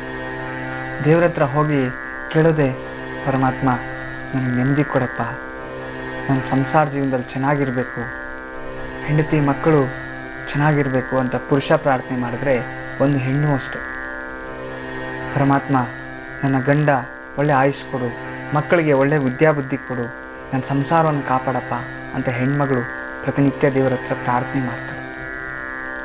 ಅದೇ ರೀತಿ ಒಬ್ಬ ಮದುವೆ ಆಗದಿರ್ತಕ್ಕಂಥ ಹೆಣ್ಮಗಳು, ಪರಮಾತ್ಮ ಸ್ವಾಮಿ ನನಗೆ ಒಳ್ಳೆ ಪತಿಯನ್ನು ಕೊಡು, ನನ್ನ ಜೀವನದಲ್ಲಿ ನೆಮ್ಮದಿ ಸುಖವನ್ನು ಕೊಡು ಅಂತ ಕೇಳ್ತಾರೆ. ಒಬ್ಬ ಮದುವೆ ಆಗದೆ ಇರ್ತಕ್ಕಂಥ ಪುರುಷ, ಒಳ್ಳೆ ಹೆಂಡತಿಯನ್ನು ಕೊಡು, ಭಾಳ ಸಂಗಾತಿಯನ್ನು, ಒಳ್ಳೆ ಹೆಂಡತಿಯನ್ನು ಕೊಡು, ನನಗೆ ಒಳ್ಳೆ ಸದ್ಬುದ್ಧಿ ಇರಬೇಕು, ನನ್ನ ಜೀವನದಲ್ಲಿ ನನ್ನ ಅರ್ಥೈಸ್ಕೊಂಡು ಹೋಗಬೇಕು, ಪರಮಾತ್ಮ ನನಗೆ ಒಳ್ಳೇದು ಮಾಡು ಅಂತ ಹೇಳಿ ಪ್ರಾರ್ಥನೆ ಮಾಡ್ತಾರೆ. ಆದರೆ ಒಂದು ನೆನಪಿಟ್ಕೊಳ್ಳಿ, ನಾವು ದೇವ್ರ ಹತ್ರ ಹೋದಾಗ ಪ್ರತಿನಿತ್ಯ ನಿಮ್ಮ ಮನೆಗಳಲ್ಲಿ ಪೂಜೆ ಮಾಡ್ತಿರ್ತೀವಿ.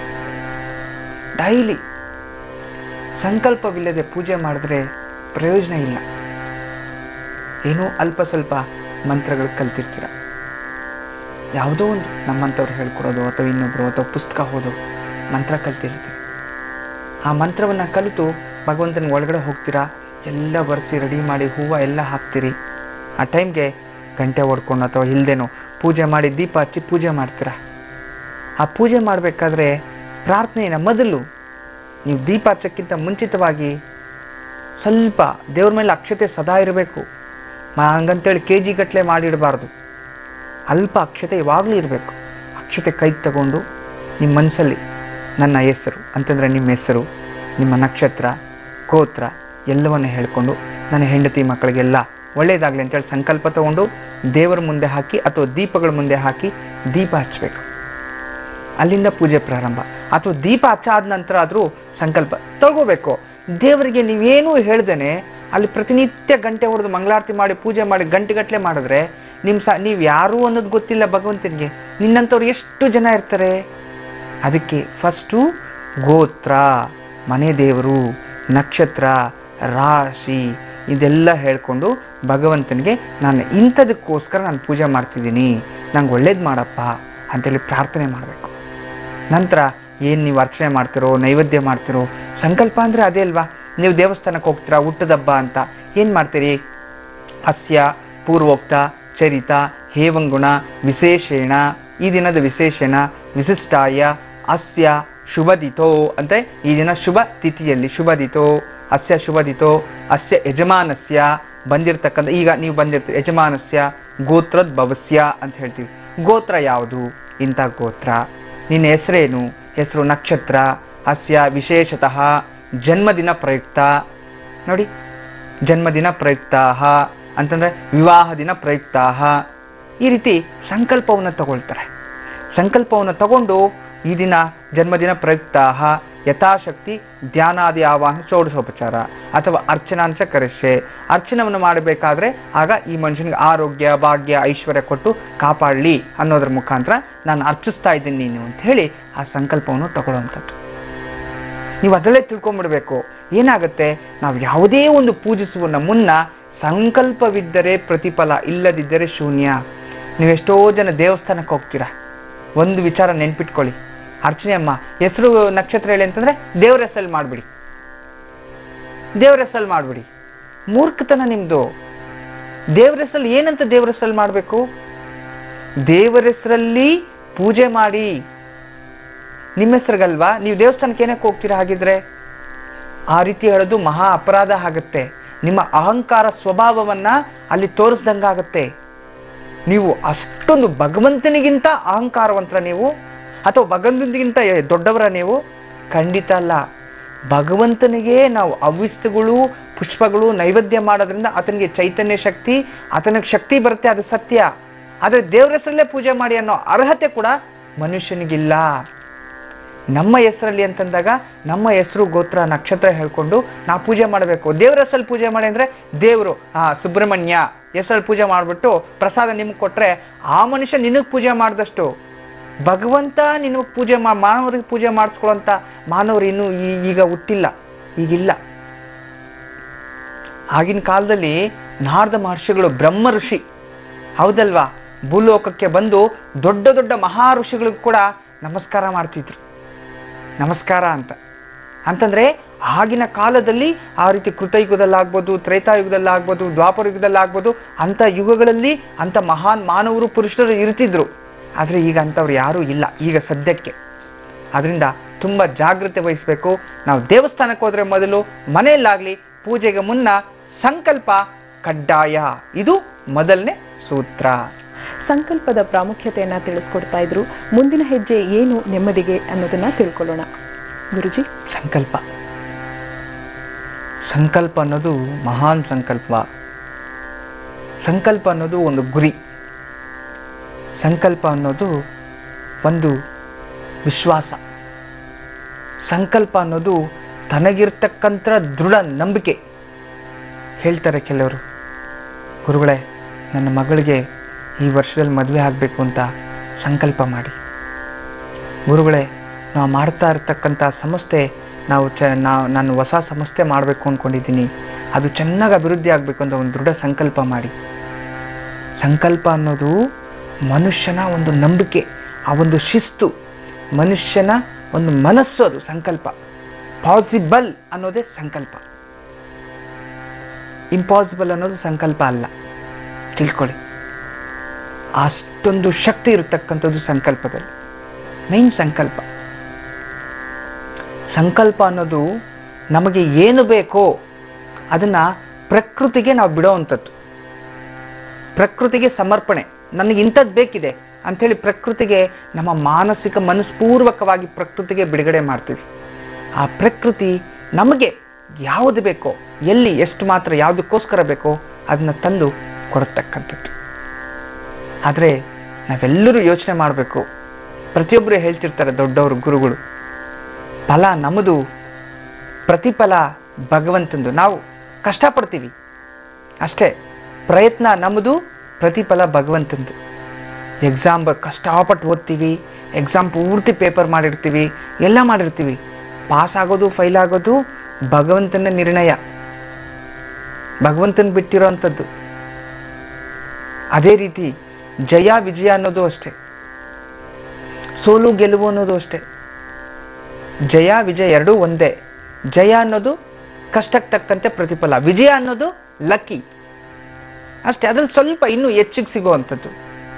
ಆದರೆ ಸೋಲು ಗೆಲುವು ಅನ್ನೋದು ಪ್ರತಿಯೊಬ್ಬ ಮನುಷ್ಯ ಗೆಲ್ಲಲೇಬೇಕು ಅಂತ ಹೋಗ್ತೀವಿ, ಅಲ್ಲಿ ಸೋತು ಹೋಗುವಂಥದ್ದು ಭಗವಂತನ ಕೊಡ್ತಕ್ಕಂಥ ಪ್ರತಿಫಲ, ಅದು ಪ್ರಕೃತಿ ನಮಗೆ ನೋಡಿರ್ತಕ್ಕಂಥ ಒಂದು ಪ್ರತಿಫಲ.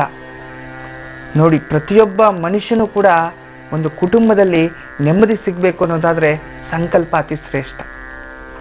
ನಿನ್ನೆ ದೇವರ ಧ್ಯಾನ ಪೂಜೆ ಬಗ್ಗೆ ತಿಳಿಸ್ಕೊಟ್ಟೆ, ಸಂಕಲ್ಪದ ಬಗ್ಗೆ ತಿಳಿಸ್ಕೊಟ್ಟೆ. ಅಂತಂದಾಗ ಈ ಒಂದು ಕಲಿಯುಗದಲ್ಲಿ ನಾವು ಯಾವ ರೀತಿ, ನನಗೊಬ್ಬರು ಒಂದು ದಿನ ಪ್ರಶ್ನೆ ಮಾಡಿದ್ರು, ಗುರುಗಳೇ ಮೊದಲು ಇಂದ್ರರು ಚಂದ್ರರು ಎಲ್ಲರೂ ಬಂದು ರಾಜ ಮಹಾರಾಜರ ಹತ್ರ ಬರ್ತಿದ್ರು, ಮತ್ತೆ ನಾರದ ಮುನಿಗಳು ಅವರೆಲ್ಲ ಭೂಲೋಕಕ್ಕೆ ಬರ್ತಿದ್ರು, ಅವ್ರನ್ನ ಇವರು ಭೇಟಿ ಆಗ್ತಿದ್ರು, ಈಗ ಯಾಕೆ ಭೇಟಿ ಆಗಲ್ಲ ಅಂತ. ಅದು ಕೃತಯುಗ, ತ್ರೇತಾಯುಗ, ದ್ವಾಪರ ಯುಗಗಳ ಕತೆ. ಇದು ಕಲಿಯುಗ. ಕಲಿಯುಗದಲ್ಲಿ ಭಗವದ್ಗೀತೆಯಲ್ಲಿ ಹೇಳಿದಲ್ಲ, ಕರ್ಮ ಅನ್ನೋದು ಅತಿ ಹೆಚ್ಚಾಗಿ ವಿನಾಶಕಾಲ ಯಾವಾಗ ಆಗುತ್ತೋ ಆಗ ಭಗವಂತ ತಾನಾಗಿ ತಾನು ಉದ್ಭವಿಸಿ ಬರ್ತೀನಿ ಅಂತ. ಮತ್ತೆ ಅಂತ ಯುಗ ಬರುತ್ತೆ, ಆ ಸಮಯ ಬರುತ್ತೆ. ಅದ್ರ ಸಲುವಾಗಿ ನಾವು ಕಾಯ್ತಾ ಇರಬೇಕು.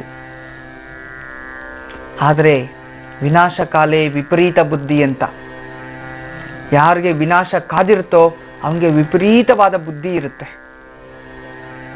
ಪ್ರತಿಯೊಬ್ಬ ಮನುಷ್ಯನು ಒಂದು ಸಮಯ ಯೋಚನೆ ಮಾಡ್ತಾನೆ. ಪ್ರತಿಯೊಬ್ಬ ಮನುಷ್ಯನು ತಾನು ಏನೇನೇ ತಪ್ಪು ಮಾಡಿರಲಿ, ಹೆಂಡತಿಗೆ ಮೋಸ ಮಾಡಿರಲಿ, ಅಥವಾ ಹೆಂಡತಿ ಗಂಡನ ಮೋಸ ಮಾಡಲಿರಲಿ, ಅಥವಾ ಅವರಿಬ್ಬರೂ ಒಬ್ರಿಗೊಬ್ರು ಮೋಸ ಮಾಡ್ಕೊಂಡಿರ್ಬೋದು, ಅಥವಾ ಸ್ನೇಹಿತನಿಗೆ ಮೋಸ ಮಾಡಿರ್ಬೋದು, ಅಥವಾ ಸ್ನೇಹ ನೋಡಿ ಮಿತ್ರ ಪತ್ನಿ ದ್ರೋಹ ಅಂತಂದ್ರೆ ಒಬ್ಬ ಸ್ನೇಹಿತ ಇನ್ನೊಬ್ಬನ ಸ್ನೇಹಿತನ ಹೆಂಡತಿ ಮೇಲೆ ಒಂದು ಅಪದೃಷ್ಟಿ ಅಪಪ್ರಚಾರ ಮಾಡಿರ್ಬೋದು, ಕೆಟ್ಟದಾಗಿ ಬಿಹೇವಿಯರ್ ಮಾಡಿರ್ಬೋದು, ಎಲ್ಲಿ ಏನೇನೋ ಮಾಡಬಾರ್ದನ್ನು ಮಾಡಿರ್ತಾನೆ.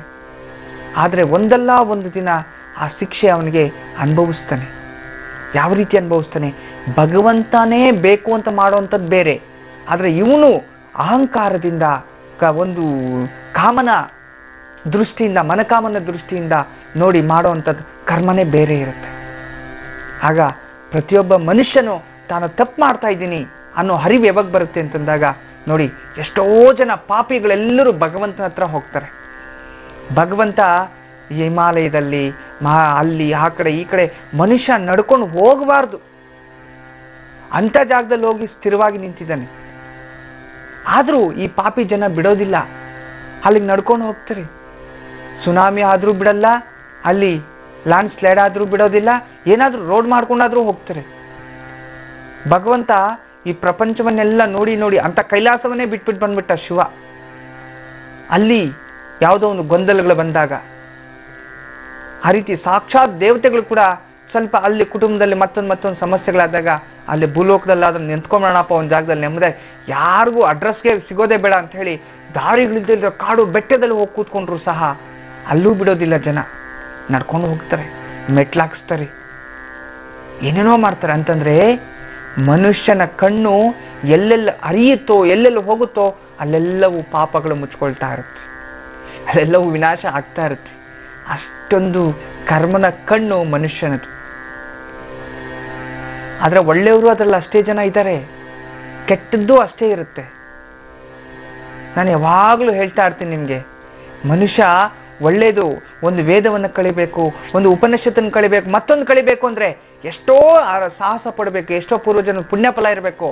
ಕೆಟ್ಟದ್ದನ್ನು ಕಲಿಬೇಕು ಅಂದರೆ ಒಂದೇ ಕ್ಷಣ ಅದನ್ನು ತಿಳಿಸ್ತಾ ಹೋಗ್ತೀನಿ. ವೃತ್ತಿ ಜೀವನದಲ್ಲಿ ಹೊರಗಿನ ಒಂದು ವಾತಾವರಣದಲ್ಲಿ ನೆಮ್ಮದಿ ಇಲ್ಲದೆ ಹೋದರೂ ಪ್ರತಿಯೊಬ್ಬ ಮನುಷ್ಯನು ಕುಟುಂಬದಲ್ಲಿ ಆ ನೆಮ್ಮದಿಯನ್ನು ಹುಡುಕುವಂಥ ಪ್ರಯತ್ನವನ್ನ ಮಾಡ್ತಾನೆ.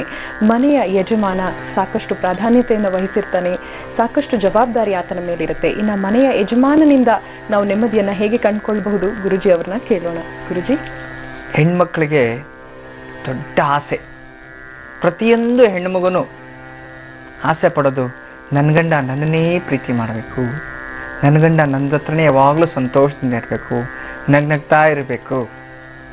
ಕೆಲವು ಹೆಣ್ಮಕ್ಳು ಇದನ್ನು ಅಪೇಕ್ಷೆನ ಇಟ್ಕೊಂಡಿರ್ತಾರೆ. ಇನ್ನು ಕೆಲವು ಹೆಣ್ಮಕ್ಳು ನನ್ನ ಗಂಡ ದುಡ್ದಿದ್ದೆಲ್ಲ ನನ್ನ ಕೈಯೇ ತಂದ್ಕೊಡ್ಬೇಕು, ನಾನೇ ಸಂಸಾರ ಜವಾಬ್ದಾರಿ ವಹಿಸಿ ಮಾಡಬೇಕು. ಅದು ನಡೀತಿದೆ. ಎಷ್ಟೋ ಜನ ಕುಟುಂಬದಲ್ಲಿ ಹೆಣ್ಣು ಮಕ್ಕಳಿಂದ ಸಂಸಾರ ಅಂತಂದರೆ ಇವರು ದುಡಿದು ಕೊಟ್ಟು ಆ ಸಂಸಾರವನ್ನು ಎಲ್ಲಿ ನಿಭಾಯಿಸ್ತಾ ಇರ್ತಾರೋ ಅವರೆಲ್ಲ ದೊಡ್ಡದಾಗಿದೆ. ತುಂಬ ಜವಾಬ್ದಾರಿ ತಗೊಂಡು ಮಾಡಿದ್ದಾರೆ ಕಷ್ಟಪಟ್ಟು. ಇನ್ನಕ್ಕೆಲ್ಲ ಹೆಣ್ಣು ಮಕ್ಕಳಂತೂ ತನ್ನ ಗಂಡ ತಂದು ಕೊಟ್ಟಿದ್ದ ದುಡ್ಡು ತಗೊಂಡು ಗಂಡನಿಗೂ ಗೊತ್ತಿಲ್ಲದೆ ಸಾಲ ಸೋಲ ಮಾಡಿ ಇವ್ರಿಗೆ ಬಡ್ಡಿ ವ್ಯವಹಾರ ಮಾಡೋಕ್ಕೋಗಿ ಮತ್ತೊಂದು ಮಾಡೋಕ್ಕೋಗಿ ಸಿಕ್ಕಾಕೊಂಡು ಕೊನೆಗೆ ನೇಣಾಕೊಳ್ಳೋ ಪರಿಸ್ಥಿತಿಗಳು ತಂದ್ಕೊಂಡಿದ್ದಾರೆ. ಇವೆಲ್ಲವೂ ಅಂತಂದರೆ ಗುಪ್ತವಾಗಿ ಮಾಡಿ ತಪ್ಪಿಗೆ ಸಿಕ್ಕಾಕೊಳ್ಳೋ ಅಂಥದ್ದು. ಯಾರಿಗಾದ್ರೂ ಹೇಳಿದ್ರೆ ಬುದ್ಧಿ ಹೇಳ್ತಾರೆ, ಗಂಡನಿಗೆ ಹೇಳಿದ್ರೆ ಬುದ್ಧಿ ಹಿಂಗೆ ಮಾಡಬಾರ್ದು ಹೀಗೆ ಅಂತ. ಆದರೂ ಆಸೆ ಏನೋ ಒಂಥರ ಏನಾದರೂ ಆಗ್ಬಿಡುತ್ತೇನೋ ಜೀವನದಲ್ಲಿ, ನೆಮ್ಮದಿ ಸಿಕ್ಬಿಡ್ಬೋದೇನೋ ಅಂತ.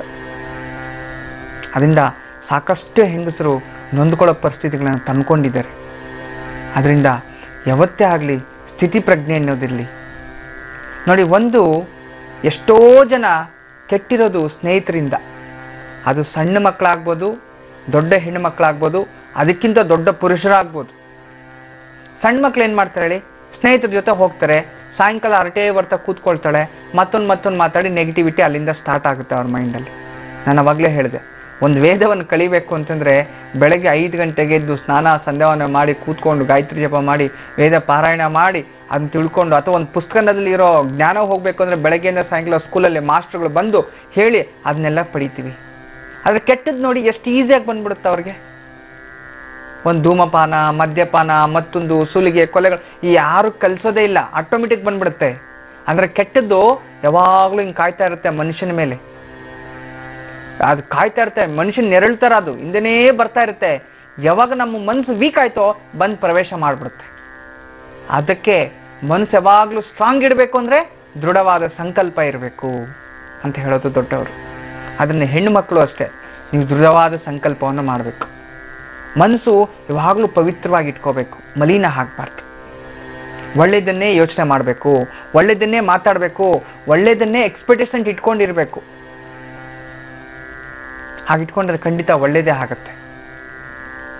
ಆದರೆ ಇಲ್ಲಿ ಪತಿಯ ಆಕರ್ಷಣ ಮನೆಯಲ್ಲಿ, ಅದು ಎಷ್ಟೋ ಜನರ ಮನೆಯಲ್ಲಿ ಗಂಡ ಕುಡಿದ್ಬಿಟ್ಟು ಬಂದು ರಾತ್ರಿ ಹಿಡ್ಕೊಂಡು ಚೆನ್ನಾಗಿ ಹೆಂಡತಿನ ಹೊಡಿತಾನೆ, ಕಾಲಲ್ಲೂ ಒದಿತಾನೆ. ಅಂಥ ಒಂದು ಕುಟುಂಬಗಳು ಇದೆ. ಪಾಪ ಆ ಕಾಲಲ್ಲಿ ಒದ್ರೆ ಒಂದು ಹೆಣ್ಮಗಳು ಮಹಾಲಕ್ಷ್ಮಿ ರೂಪೆ, ಮಹಾಲಕ್ಷ್ಮಿ ಸಮ ಅಂತ ಹೇಳ್ತೀವಿ. ತನ್ನ ಹೆಂಡತಿ ಇರ್ಬೋದು, ಆದರೆ ಅವಳು ರೂಪಕ್ಕೆ ಒಂದು ಮಹಾಲಕ್ಷ್ಮಿ ರೂಪ.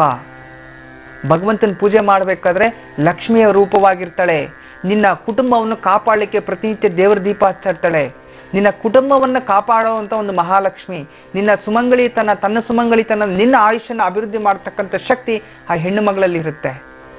ಅಷ್ಟೆಲ್ಲ ಶಕ್ತಿ ಇರತಕ್ಕಂಥ ಹೆಣ್ಮಕ್ಳನ್ನು ನೀವು ಪುರುಷರು ಶಿಕ್ಷಿಸೋದು, ಆ ಶಬ್ದಗಳಿಂದ ಬೈಯುವಂಥದ್ದು, ಕೆಟ್ಟ ಪದಗಳನ್ನು ಉಪಯೋಗಿಸುವಂಥದ್ದು, ಅವಾಚ್ಯ ಶಬ್ದಗಳನ್ನು ಪ್ರಯೋಗ ಮಾಡುವಂಥದ್ದು, ಅವಳನ್ನು ಒಡೆಯೋದು, ಪಾಪ ಬೈಯೋದು, ಯಾವ ಕೋಲ್ ಸಿಕ್ಕಿದ್ರೆ ಅದ್ರಲ್ಲಿ ಹೊಡೆದು ಬಿಡೋದು.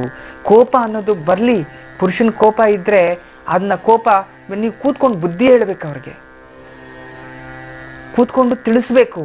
ಹಾಗಂತೇಳಿ ಹೊಡೆದು ಗೋಳಿಕೊಂಡು, ಅದು ಯಾವ ರೀತಿ ಕೋಪ ಅಂತಂದರೆ ಏನಾದರೂ ಕೈ ಕಾಲು ಮುರಿದಾಕ್ಬಿಡ್ಬೇಕು, ಅವಾಗಲೇ ಅವನಿಗೆ ನೆಮ್ಮದಿ ಅಂತ.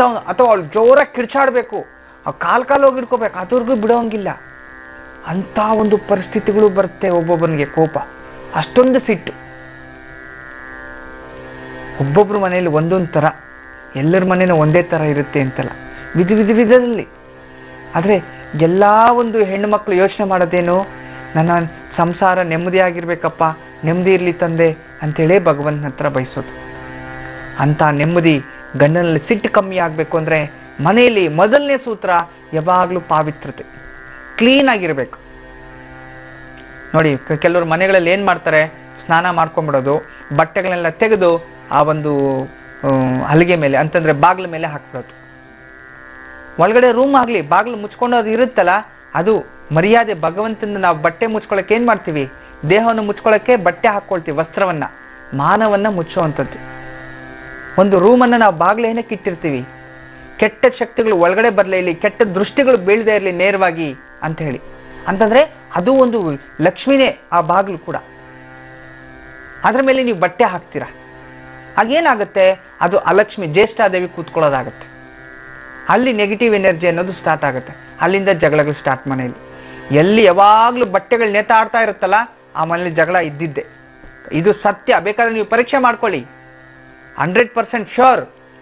ನನ್ನ ಒಂದು ಅನಾಲಿಸಿಸ್ ಪ್ರಕಾರ ಸಾವಿರಾರು ಮನೆಗಳನ್ನ ನಾವು ವೀಕ್ಷಣೆ ಮಾಡಿದ್ದೀವಿ, ನೋಡ್ಬಿಟ್ಟಿದ್ದೀವಿ. ಯಾವ ಮನೆಯಲ್ಲಿ ಬಟ್ಟೆಗಳು ಯಾವಾಗ್ಲೂ ನೇತಾಡ್ಕೊಂಡಿರುತ್ತೋ ಆ ಮನೆಯಲ್ಲಿ ದುಡ್ಡೂ ನಿಲ್ಲಲ್ಲ, ಮತ್ತೆ ಯಾವಾಗ್ಲೂ ಗಲಾಟೆಗಳು, ಪುರುಷನಿಗೆ ಸಿಕ್ಕಾಪಟ್ಟೆ ಗಲಾಟೆ. ಮತ್ತೆ ಈ ಹೆಣ್ಣು ಮಕ್ಳು ಏನ್ ಮಾಡ್ತಾರೆ, ಎಲ್ಲಾದ್ರೂ ಹೋಗ್ಬೇಕು ಅರ್ಜೆಂಟಾಗಿ ಹಳೆ ಬಟ್ಟೆ ತೆಗೆದು ಬಿಡೋದು, ಆ ಮಲ್ಕೊಳ್ಳೋ ಹಾಸಿಗೆ ಮೇಲೆ ಬಟ್ಟೆಗಳ ಮಂಚದ ಮೇಲೆ ಹಾಕ್ಬಿಡೋದು, ಹೋಗ್ಬಿಡೋದು ಮನೆ ಬೀಗ ಹಾಕೊಂಡು. ಎಂಥ ತಪ್ಪುಗಳು ಮಾಡ್ತಾರೆ, ಸಣ್ಣ ಸಣ್ಣ ತಪ್ಪುಗಳು. ಅದು ಘೋರ ಅನಾಹುತಗಳಿಗೆ ತಂದಿಡುತ್ತೆ, ನಿಮ್ಗೆ ಗೊತ್ತಿಲ್ಲ. ಅಂತಂದ್ರೆ ನಮ್ಮ ಕರ್ಮದಲ್ಲಿ ನಾವು ಮಾಡ್ತಕ್ಕಂಥ ಕರ್ಮ ಅಂತಂದ್ರೆ ಕೆಲಸ, ಆಚರಣೆಯಲ್ಲೇ ಸಾಕಷ್ಟು ಬದಲಾವಣೆ ಮಾಡ್ಕೊಂಡ್ಬಿಟ್ರೆ ಸಾಕು, ಬೇರೆ ಯಾವುದು ಬೇಕಾಗಿಲ್ಲ. ಆ ಬಟ್ಟೆಗಳಲ್ಲೇ ಬಿಸಾಕ್ ಹೋಗಿರ್ತೀರಿ, ಅದರಲ್ಲಿರ್ತಕ್ಕಂಥ ಒಂದು ಶನಿ ಅನ್ನೋದು ಆ ಮಂಚದ ಮೇಲೆ ಕೂತ್ಕೊಳ್ತಾರೆ. ಮತ್ತೆ ನೀವು ಆಚೆಯಿಂದ ಬರ್ತೀರಿ, ನೇರವಾಗಿ ಬಂದು ಮತ್ತೆ ಬಟ್ಟೆ ಬದಲಿಸಿ ಅದನ್ನ ತೆಗೆದು ಹೊರಗಡೆ ಹಾಕಿ ಏನೋ ಮಾಡ್ಕೊತೀರಾ. ಆದ್ರೆ ಎಲ್ಲಂದ್ರೆ ಅಲ್ಲಿ ಬಟ್ಟೆಗಳು ಹಾಕಬಾರ್ದು, ಅದಕ್ಕೆ ಅಂತ ಒಂದು ಸ್ಥಳ, ಒಗೆಯೋ ಬಟ್ಟೆ ಎಲ್ಲಿಡಬೇಕು. ಮತ್ತೆ ಇನ್ನು ಕೆಲವರಂತೂ ಈ ಒಗೆಯೋ ಬಟ್ಟೆ, ಹಳೆ ಬಟ್ಟೆ, ಹೊಸ ಬಟ್ಟೆ ಎಲ್ಲ ಒಂದು ಜಾಗದಲ್ಲಿ ಇಟ್ಕೊಂಡು ಬೀರುನಲ್ಲಿ ರೇಷ್ಮೆ ಸೀರೆಗಳು ಏನ್ ಮಾಡ್ತಾರೆ, ರೇಷ್ಮೆ ಸೀರೆಗಳಿಗೆ ಮಡಿ ಇಲ್ಲ ಅಂತ ಹೇಳ್ಬಿಡೋದು, ರೇಷ್ಮೆ ಸೀರೆಗಳು ಒತ್ಕೊಂಡು ಎಲ್ಲಂದ್ರಲ್ಲಿ ಹೋಗ್ಬಾರ್ದು, ಮತ್ತೆ ಕ್ಲೀನಾಗಿ ತೆಗೆದು ಅದೇ ರೇಷ್ಮೆ ಸೀರೆನ ಒಗ್ದಿರೋ ಬಟ್ಟೆಗಳ ಜೊತೆ ಚೆನ್ನಾಗಿ ಮಡ್ಚಿಟ್ಬಿಡೋದು. ಮತ್ತೆ ಯಾವ್ದಾದ್ರು ದೇವ್ರ ಪೂಜೆ ಮಾಡ್ಬೇಕಾದ್ರೆ ಇನ್ನೊಂದು ದಿನ ಇನ್ನೊಂದು ರೇಷ್ಮೆ ಸೀರೆ ಉಟ್ಕೊಂಡ್ರೆ ಈ ಮಲಿನ ಅದಕ್ಕೆ ಸೇರಿರುತ್ತೆ. ಒಂದು ಸಲ ಉಟ್ಕೊಂಡಿದ್ದ ಬಟ್ಟೆ ಅದನ್ನ ಸಪ್ರೇಟ್ ಸೈಡ್ ಅಲ್ಮಾರಲ್ಲಿ ಇಟ್ಬಿಡ್ಬೇಕು. ರೇಷ್ಮೆ ಸೀರೆಗಳೆಲ್ಲ ಒಂದ್ರಲ್ಲಿ ಇಟ್ಬಿಡಿ, ನಾರ್ಮಲ್ ಬಟ್ಟೆಗಳೇ ಒಂದೆಡೆ, ಎರಡು ಸೇರಿಸಿ ಇಡೋ ಹಾಗಿಲ್ಲ. ಹಾಗಿಟ್ರೆ ಒಗ್ದಿರೋ ಬಟ್ಟೆ ಕೂಡ ಅಪವಿತ್ರನೇ. ಇದನ್ನ ಮೊದಲು ಹೆಣ್ಣು ಮಕ್ಕಳು ಇದನ್ನ ಸ್ವಚ್ಛತೆ ಇರಬೇಕು. ಮನೆಯಲ್ಲಿ ಎಲ್ಲಂದ್ರಲ್ಲಿ ಗಲೀಜಿರಬಾರ್ದು, ಎಲ್ಲಂದ್ರಲ್ಲಿ ಗಲೀಜಿರಬಾರ್ದು ಅಂತೇಳಿ ದಿನಕ್ಕೆ 10 ಸಲ ಕಸನ ಗುಡಿಸಬಾರ್ದು. ದಿನಕ್ಕೆ ದ್ವಿತೀಯ ಅಂತ 2 ಸಮಯ ಅಂತ ಹೇಳುತ್ತೆ, ಪ್ರಹರ್ತ, ಸಾಯಂಕಾಲ, ಮಾಧ್ಯಾಹ್ನಿಕ ಒಂದು ಸಮಯದಲ್ಲಿ ಮಾಡಬಹುದು ಅಷ್ಟೇ. ದಿನಕ್ಕೆ 10 ಸಲ ಕಸ ಗುಡಿಸೋ ಹಾಗಿಲ್ಲ ಮನೆ. ಅದರಿಂದ ನೀವೇನ್ ಮಾಡಬೇಕು, ಬೆಳಗ್ಗೆನೆ ಎದ್ದು ಮನೆಯನ್ನ ಸ್ವಚ್ಛತೆಯನ್ನ ಫಸ್ಟ್ ಸ್ವಚ್ಛತೆ ಮಾಡೋದನ್ನ ಕಲಿಬೇಕು. ಕ್ಲೀನಾಗಿ ಸ್ವಚ್ಛತೆ ಮಾಡ್ಬೇಕು, ಯಾವಾಗ್ಲೂ ಕ್ಲೀನ್ ಆಗಿರ್ಬೇಕು. ಮತ್ತೆ ಮನೆ ಸುವಾಸನೆ ಭರಿತ ಆಗಿರ್ಬೇಕು. ಗಬ್ಬು ವಾಸನೆ ಬರ್ತಿರುತ್ತೆ, ಮನೆ ಒಳಗಡೆ ಬರಕ್ಕೆ ಆಗಲ್ಲ. ಮತ್ತೆ ಯಾವಾಗ್ಲೂ ದೇವರ ಮನೆ ಹತ್ರ ಆದ್ರೂ ಸುವಾಸನೆ ಇರ್ತಕ್ಕಂಥದ್ದು. ನೀವೇನ್ ಮಾಡ್ತೀರಿ, ಆ ಬಚ್ಚಲ್ ಮನೆ ಪಾತ್ರೆ ತೊಳೆದಿರ್ತೀರಿ, ರಾತ್ರಿ ಎಲ್ಲ ಮಾಡಿರ್ತೀರಿ, ಅದನ್ನ ಕ್ಲೀನ್ ಮಾಡಿದ್ರೆ ಬೆಳಗ್ಗೆ ಎದ್ದು ಎಲ್ಲ ಕ್ಲೀನ್ ಮಾಡ್ಕೊಂಡು ಬಿಟ್ಬಿಡ್ತೀರಾ. ಅದು ಕ್ಲೀನ್ ಮಾಡಕ್ ಕಷ್ಟ. ಅವಾಗೇನಾಗುತ್ತೆ, ಬೆಳಗ್ಗೆ ಆಗೋಷ್ಟೊತ್ತಿಗೆ ಮನೆ ಎಲ್ಲವೂ ಸಹ ಅಶುದ್ಧತೆಯ ವಾಸನೆ ಇರುತ್ತೆ, ಕೆಟ್ಟ ವಾಸನೆಗಳಿರುತ್ತೆ. ಕೆಟ್ಟ ವಾಸನೆ ಅಂದ್ರೆ ದರಿದ್ರ. ಆಗ ಬೆಳಗ್ಗೆನೆ ನೀವೆದ್ದು ದೇವ್ರ ಮುಖ ನೋಡಿ ಸ್ನಾನ ಮಾಡ್ಕೊಂಡ್ ಬರ್ತೀರಾ, ಆ ವಾಸನೆ ಅಲ್ಲೇ ಇರ್ತೀನಿ. ಮಹಾಲಕ್ಷ್ಮಿ 5 ಗಂಟೆಗೆ ಎಲ್ಲಿ ಮನೆ ಒಳಗಡೆ ಬರ್ತಾಳೆ? ಬರೋದಿಲ್ಲ. ಹಂಗಿಂದ ಹಂಗೆ ರೈಟು ಬಾಗ್ಲಲ್ಲಿ ಬರೋದು. ಆ ಬಾಗ್ಲಲ್ಲಿ ಇನ್ನೇನು ಒಳಗಡೆ ಹೆಜ್ಜೆ ಇಡಬೇಕು, ಆ ಒಂದು ವಾಸನೆ ನೋಡಿ ಹಂಗಿಂದ ಹಂಗೆ ಹೋಗ್ಬಿಡ್ತಾರೆ. ಅಂತ ಒಂದು ಕ್ರೌರ್ಯತನಗಳು ಆ ರೀತಿ ಆಗೋವಂಥದ್ದು. ಅಷ್ಟೇ ನಿಮ್ಮ ಮನೇಲಿ ಚೇಂಜಸ್ ನೀವು ಮಾಡ್ಕೋಬೇಕಾಗಿರೋವಂಥದ್ದು. ಮತ್ತೆ ಈ ರಾತ್ರಿ ಹೊತ್ತು ಎಷ್ಟೋ ಮನೆಗಳಲ್ಲಿ ಏನ್ ಮಾಡ್ತಾರೆ, ಪಾತ್ರೆಗಳೆಲ್ಲ ಹಾಗೆ ಉಡ್ಡೆ ಹಾಕ್ಬಿಡೋದು. ರಾತ್ರಿ ನೀವು ತಿಂದ ತಟ್ಟೆ ಆದ್ರೂ ತೊಳೆದಿಡಿ ದಯವಿಟ್ಟು. ಎಷ್ಟೋ ಜನ ಹೇಳ್ತಾರೆ ನಮ್ಮಲ್ಲಿ ಕೆಲಸದವ್ರು ಬರ್ತಾರೆ ಅದಕ್ಕೋಸ್ಕರ ಹಂಗೆ ಇಟ್ಟಿದೀವಿ ಅಂತ, ಆದ್ರೆ ಹಂಗೆ ಮಾಡೋ ಹಾಗಿಲ್ಲ. ಅದರಿಂದ ಇಂಥ ವಿಚಾರಗಳಲ್ಲಿ ಎಚ್ಚರಿಕೆ ವಹಿಸಿದ್ರೆ ಗಂಡನ ಸಿಟ್ಟು ಕಮ್ಮಿ ಆಗುತ್ತೆ. ಇನ್ನು ಮುಂದಿನ ಸಂಚಿಕೆಗಳಲ್ಲಿ ಸಾಕಷ್ಟು ವಿಚಾರಗಳನ್ನ ನಾನು ತಿಳಿಸ್ತೀನಿ. ಬೆಂಗಳೂರಿನಿಂದ ರಮೇಶ್ ಅವರು ಕರೆ ಮಾಡಿದ್ದಾರೆ, ಬನ್ನಿ ಮಾತಾಡ್ಸೋಣ. ಹಲೋ ಹಲೋ ಹಲೋ, ನಮಸ್ತೆ. ನಮಸ್ತೆ ಮೇಡಮ್. ಹೇಳಿ, ನಿಮ್ಮ ಹೆಸರನ್ನ ತಿಳಿಸಿ. ಪ್ರೀತಿ ಅಂತ ಮಾತಾಡ್ತಾ ಇರೋದು. ಪ್ರೀತಿ ಅಂತ, ಓಕೆ. ಹೇಳಿ, ಯಾರ ಬಗ್ಗೆ ಕೇಳ್ಬೇಕಿತ್ತು ಪ್ರೀತಿ ಅವರೇ? ನನ್ ಬಗ್ಗೆನೆ ಕೇಳ್ಬೇಕಿತ್ತು. ಡೇಟ್ ಆಫ್ ಬರ್ತ್ ಹೇಳ್ತೀರಾ? ನಂದು ಡೇಟ್ ಆಫ್ ಬರ್ತ್ ಸರಿ ಇಲ್ಲ, ಸರಿಯಾಗಿ ಗೊತ್ತಿಲ್ಲ. ಸರಿ. ಮದ್ವೆ ದಿನಾಂಕ ತಿಳಿಸ್ಬೋದಾ? ಆಯ್ತು, ಮದ್ವೆ ದಿನಾಂಕ, ಮುಹೂರ್ತದ ಸಮಯ ತಿಳಿಸಿ ಪ್ರೀತಿ. 30/4/2001. 2001. ಮುಹೂರ್ತದ ಸಮಯ ಹೇಳಿ. ಬೆಳಗ್ಗೆ 9:45 10:15. ಸರಿ. ಗುರುಜಿಯವರಿದ್ದಾರೆ ಪ್ರೀತಿ ಅವರೇ, ಮಾತಾಡಿ, ನಿಮ್ಮ ಪ್ರಶ್ನೆ ಕೇಳಿ. ನಮಸ್ತೆ ಗುರುಜಿ. ನಮಸ್ತೆ ತಾಯಿ. ಸೋಮವಾರನ ತಮ್ಮ ಮದ್ವೆ ಆಗಿದ್ದು? ಹೌದು. ಹೇಳಿಮ್ಮ. ನವಮಿ ಶುಕ್ಲ ಪಕ್ಷದಲ್ಲಿ ಪುಷ್ಯ ನಕ್ಷತ್ರದಲ್ಲಿ ಆಗಿದಿರಿ? ಕರ್ಕಾಟಕ ಲಗ್ನ. ಕರ್ಕಾಟಕ ಲಗ್ನ, ಪುಷ್ಯ ನಕ್ಷತ್ರ, ನವಮಿನಲ್ಲೇ ಆಗಿರುವಂತದ್ದು. ಹೌದು ಗುರುಜಿ. ಹೇಳಿ ತಾಯಿ. ನನ್ಗೆ ಕಳೆದ ಒಂದು 10 ದಿನದಿಂದ ತುಂಬಾ ಕೆಟ್ಟ ಕನಸುಗಳು ಬೀಳ್ತಾ ಇದೆ. ಯಾವ ರೀತಿ ಕನಸು ಬೀಳ್ತಿದೆ ತಾಯಿ? ಆ ಮನೇಲಿ ಕಳ್ತನ ಆದಂಗೆ, ನಾಯಿ ಕಚ್ಚಿದಂಗೆ, ಹುಲಿ ಬಂದಂಗೆ, ಹಂಗೆ ದಿನಕ್ಕೆ ಒಂದೊಂಥರ. ಹಾ ನೋಡಿಮ್ಮ, ಹುಲಿ ಕಾಣಿಸ್ಬಾರ್ದು, ವ್ಯಾಘ್ರ ಪ್ರಾಣಿ, ಮತ್ತೆ ಬಿಳಿ ಹುಲಿ ಹಾ ಬರ್ತಾ ಇದ್ದಂಗೆ ಎಲ್ಲ ತುಂಬಾ ಕನ್ಸುಗಳು. ನನಗೆ ತುಂಬಾ ಟೆನ್ಷನ್ ಆಗ್ತಾ ಇದೆ. ಅದೇನೆ ಚಿಂತೆ ಮಾಡಬೇಡಿ, ನಾನು ಅದಕ್ಕೆ ಪರಿಹಾರ ಕೊಡ್ತೀನಿ. ನಿಮ್ ಜೀವನದಲ್ಲಿ ಯಾವುದೇ ಕೆಟ್ಟ ಕನ್ಸು ಬಂದ್ರು ಅದನ್ನ ನಾನು ಈಗ ಪರಿಹಾರ ಕೊಡೋದನ್ನ ಅವತ್ ಬೆಳಗ್ಗೆನೆ ನೀವು ಮಾಡ್ಕೊಂಡ್ಬಿಟ್ರೆ ಖಂಡಿತವಾಗ್ಲೂ ಅದರ ಪ್ರತಿಫಲಗಳು ನಿಮ್ಮ ಮೇಲೆ ಪ್ರಭಾವ ಬೀರೋದಿಲ್ಲ. ಕನಸು ನಾನು ಹೇಳ್ತೀನಿ ನಿಮ್ಗೆ, ಹುಲಿ ಕನ್ಸಲ್ಲಿ ಬಂದಿದೆ ಅಂತ ಹೇಳಿದ್ವಿ. ಹುಲಿ ವ್ಯಾಘ್ರ ಪ್ರಾಣಿ, ಅದು ಕಾಣಿಸೋದ್ರಿಂದ ಯಾರೋ ಶತ್ರುಗಳು ಹೊಸದಾಗಿ ನಿಮ್ಗೆ ಉದ್ಭವ ಆಗ್ತಿದ್ದಾರೆ ಅಂತ. ಮತ್ತೆ ಇನ್ನ ನಾಯಿ ಕಚ್ಚುವಂಥದ್ದು, ನಾಯಿ ನಾರಾಯಣನೇ, ಆದ್ರೆ ಅದ್ರ ಕಚ್ಚಿಸ್ಕೊಳ್ಳೋದ್ರಿಂದ ಶನಿ ಎಗ್ಲೇರ್ತಿದ್ದಾನೆ ಅಂದ್ರೆ ಮನೇಲಿ ಯಾರಿಗೋ ಸಾತಿ ಪ್ರಾರಂಭ ಆಗ್ತಿದೆ, ತುಂಬಾ ತೊಂದರೆ ಆಗುತ್ತೆ, ಆಪರೇಷನ್, ಅನಾಹುತ, ಆಕ್ಸಿಡೆಂಟ್ಸ್ ಯಾವ್ದಾದ್ರು ಆಗ್ಬೋದು ಅಂತ. ಮತ್ತಿನ್ನೊಂದು ಯಾವ್ದೋ ಹೇಳಿದ್ರಿ ತಾವು, ಕಳ್ತನ ಆಗಿರ್ತಕ್ಕಂಥದ್ದು. ಕಳ್ಳತನ ಆಗಿದೆ ಅಂತಂದಾಗ ಮನೇಲಿ ಇರ್ತಕ್ಕಂಥ ಆಸ್ತಿ ಅಂತಸ್ತು ಹೋಗುತ್ತೆ. ಅಂತಂದ್ರೆ ಯಾರಿಗಾದ್ರೂ ಶೂರಿಟಿ ಕೊಟ್ಟಿರೋಂಥದ್ದು, ಅಥವಾ ನೀವ್ ಯಾರಿಗಾದ್ರೂ ದುಡ್ಡು ಕೊಟ್ರೆ, ಅಥವಾ ಯಾರಾದ್ರೂ ಬಂದು ನಿಮ್ಮ ಪಾದ ಹಿಡಿದು ಸ್ವಲ್ಪ ಒಡವೆಗಳು ಕೊಡಿ, ಅದು ಇದೊಂದು ಕೊಟ್ರೆ ಜೀವನದಲ್ಲಿ ಮತ್ತೆ ವಾಪಸ್ ಬರಲ್ಲ ಅಂತ ತಿಳ್ಕೊಳ್ಳಿ ತಾಯಿ. ಇಷ್ಟು ನಡೆಯುವಂಥದ್ದು ನಿಮ್ಮ ಒಂದು ಕನಸಿನ ಫಲ ಇಷ್ಟೇ. ಆದ್ರೆ ನೀವು ಏನ್ ಮಾಡ್ಬೇಕು, ಇವತ್ತು ಗುರುವಾರ ನಮ್ಮ ಹತ್ರ ತಿಳಿಸಿದಿರಿ, ನಾನು ಸಂಕಲ್ಪ ಮಾಡ್ತೀನಿ ಒಳ್ಳೇದೇ ಆಗ್ಲಿ ಅಂತ, ಯಾವ ಅನಾಹುತಗಳು ಬರಬಾರ್ದು ಅಂತೇಳಿ. ಯಾವತ್ತೇ ಆಗ್ಲಿ ನಿಮ್ಮ ಲೈಫಲ್ಲಿ ಕೆಟ್ಟ ಕನ್ಸು ಬಂದಿದ್ದಿನ ಬೆಳಗ್ಗೆನೆ ಎದ್ದು ಸ್ನಾನ ಮಾಡೋಕ್ಕಿಂತ ಮುಂಚೆ ಸ್ವಲ್ಪ ಹಾಲು, ಮೊಸರು ಮತ್ತೆ ಎಳ್ಳೆಣ್ಣೆ, ಈ ಮೂರನ್ನ ಒಂದೊಂದು ಹನಿ ಹಾಕೊಂಡು ತಲೆಗೆ ಹಚ್ಕೋಬೇಕು. ತಲೆಗೆ ಹಚ್ಕೊಂಡು ಸ್ನಾನ ಮಾಡಿಕೊಂಡು ದೇವ್ರ ಮನೆಯಲ್ಲಿ ಹೋಗಿ ಎಳ್ಳೆಣ್ಣೆಯ ದೀಪನೇ ಹಚ್ಚಬೇಕು. ಬೇರೆ ಯಾವ್ದು ಎಣ್ಣೆ ಆದ್ರೂ ಯೂಸ್ ಮಾಡಿ ನೀವು, ಪರವಾಗಿಲ್ಲ. ಆ ಒಂದು ಸ್ವಪ್ನ ದೋಷಕ್ಕೆ ಎಳ್ಳೆಣ್ಣೆ ದೀಪ ಹಚ್ಚಿ ಆ ದೀಪದ ಬೆಳಕಲ್ಲಿ ಒಂದು 5 ನಿಮಿಷ ಕೂತ್ಕೊಂಡು ದುರ್ಗಾದೇವಿಯ ಸ್ತೋತ್ರ ಅಥವಾ ಸುಬ್ರಹ್ಮಣ್ಯ ಸ್ವಾಮಿ ಅಥವಾ ನಿಮ್ಮ ಮನೆ ದೇವರ ಅಷ್ಟೋತ್ರ ಓದ್ಕೊಂಡ್ಬಿಟ್ರೆ ಖಂಡಿತವಾಗ್ಲೂ ಆ ಸ್ವಪ್ನ ದೋಷದ ಫಲಗಳು, ತೊಂದರೆಗಳು ಕೊಡೋದಿಲ್ಲ. ಉತ್ತಮ ಫಲ ಇದ್ರೆ ಖಂಡಿತ ಒಳ್ಳೇದು ಮಾಡುತ್ತೆ, ಕೆಟ್ಟ ಫಲಗಳು ಯಾವುದೂ ನಿಮ್ಮ ಮೇಲೆ ಪ್ರಭಾವ ಬೀರೋದಿಲ್ಲ ತಾಯಿ. ಇದನ್ನ ಮಾಡ್ಕೊಮ್ಮ, ಇವತ್ತೇ ಮಾಡ್ಕೊ, ನಿನ್ನ ಜೀವನದಲ್ಲಿ ಒಳ್ಳೇದಾಗ್ಲಿ ತಾಯಿ. ಆರೋಗ್ಯ ಭಾಗ್ಯ ಎಲ್ಲ ಕೊಟ್ಟು ಕಾಪಾಡಲಿ. ನಮಸ್ತೆ. ವೀಕ್ಷಕರೀಗ ಪತ್ರಗಳತ್ತ ಗಮನ ಹರಿಸೋ ಸಮಯ ಆಗಿದೆ. ಚಿತ್ರದುರ್ಗದಿಂದ ಮಲ್ಲೇಶ್ ಅವರು ಪತ್ರವನ್ನ ಬರೆದಿದ್ದಾರೆ. ಬನ್ನಿ ನೋಡೋಣ ಏನು ಇವರ ಸಮಸ್ಯೆ ಅನ್ನೋದನ್ನ. ಗುರುಜಿ, ಮಲ್ಲೇಶ್ ಅವರು ಹೇಳ್ತಾ ಇದ್ದಾರೆ, ಕಳೆದ 1 ವರ್ಷದಿಂದ ಮನೆಯ ಒಳಗೆ ಹೊರಗೆ ಸಾಕಷ್ಟು ತೊಂದರೆ ಹಾಗೂ ಅನಾಹುತಗಳನ್ನ ಮೇಲಿಂದ ಮೇಲೆ ಅನುಭವಿಸ್ತಾ ಬರ್ತಾ ಇದ್ದೀನಿ.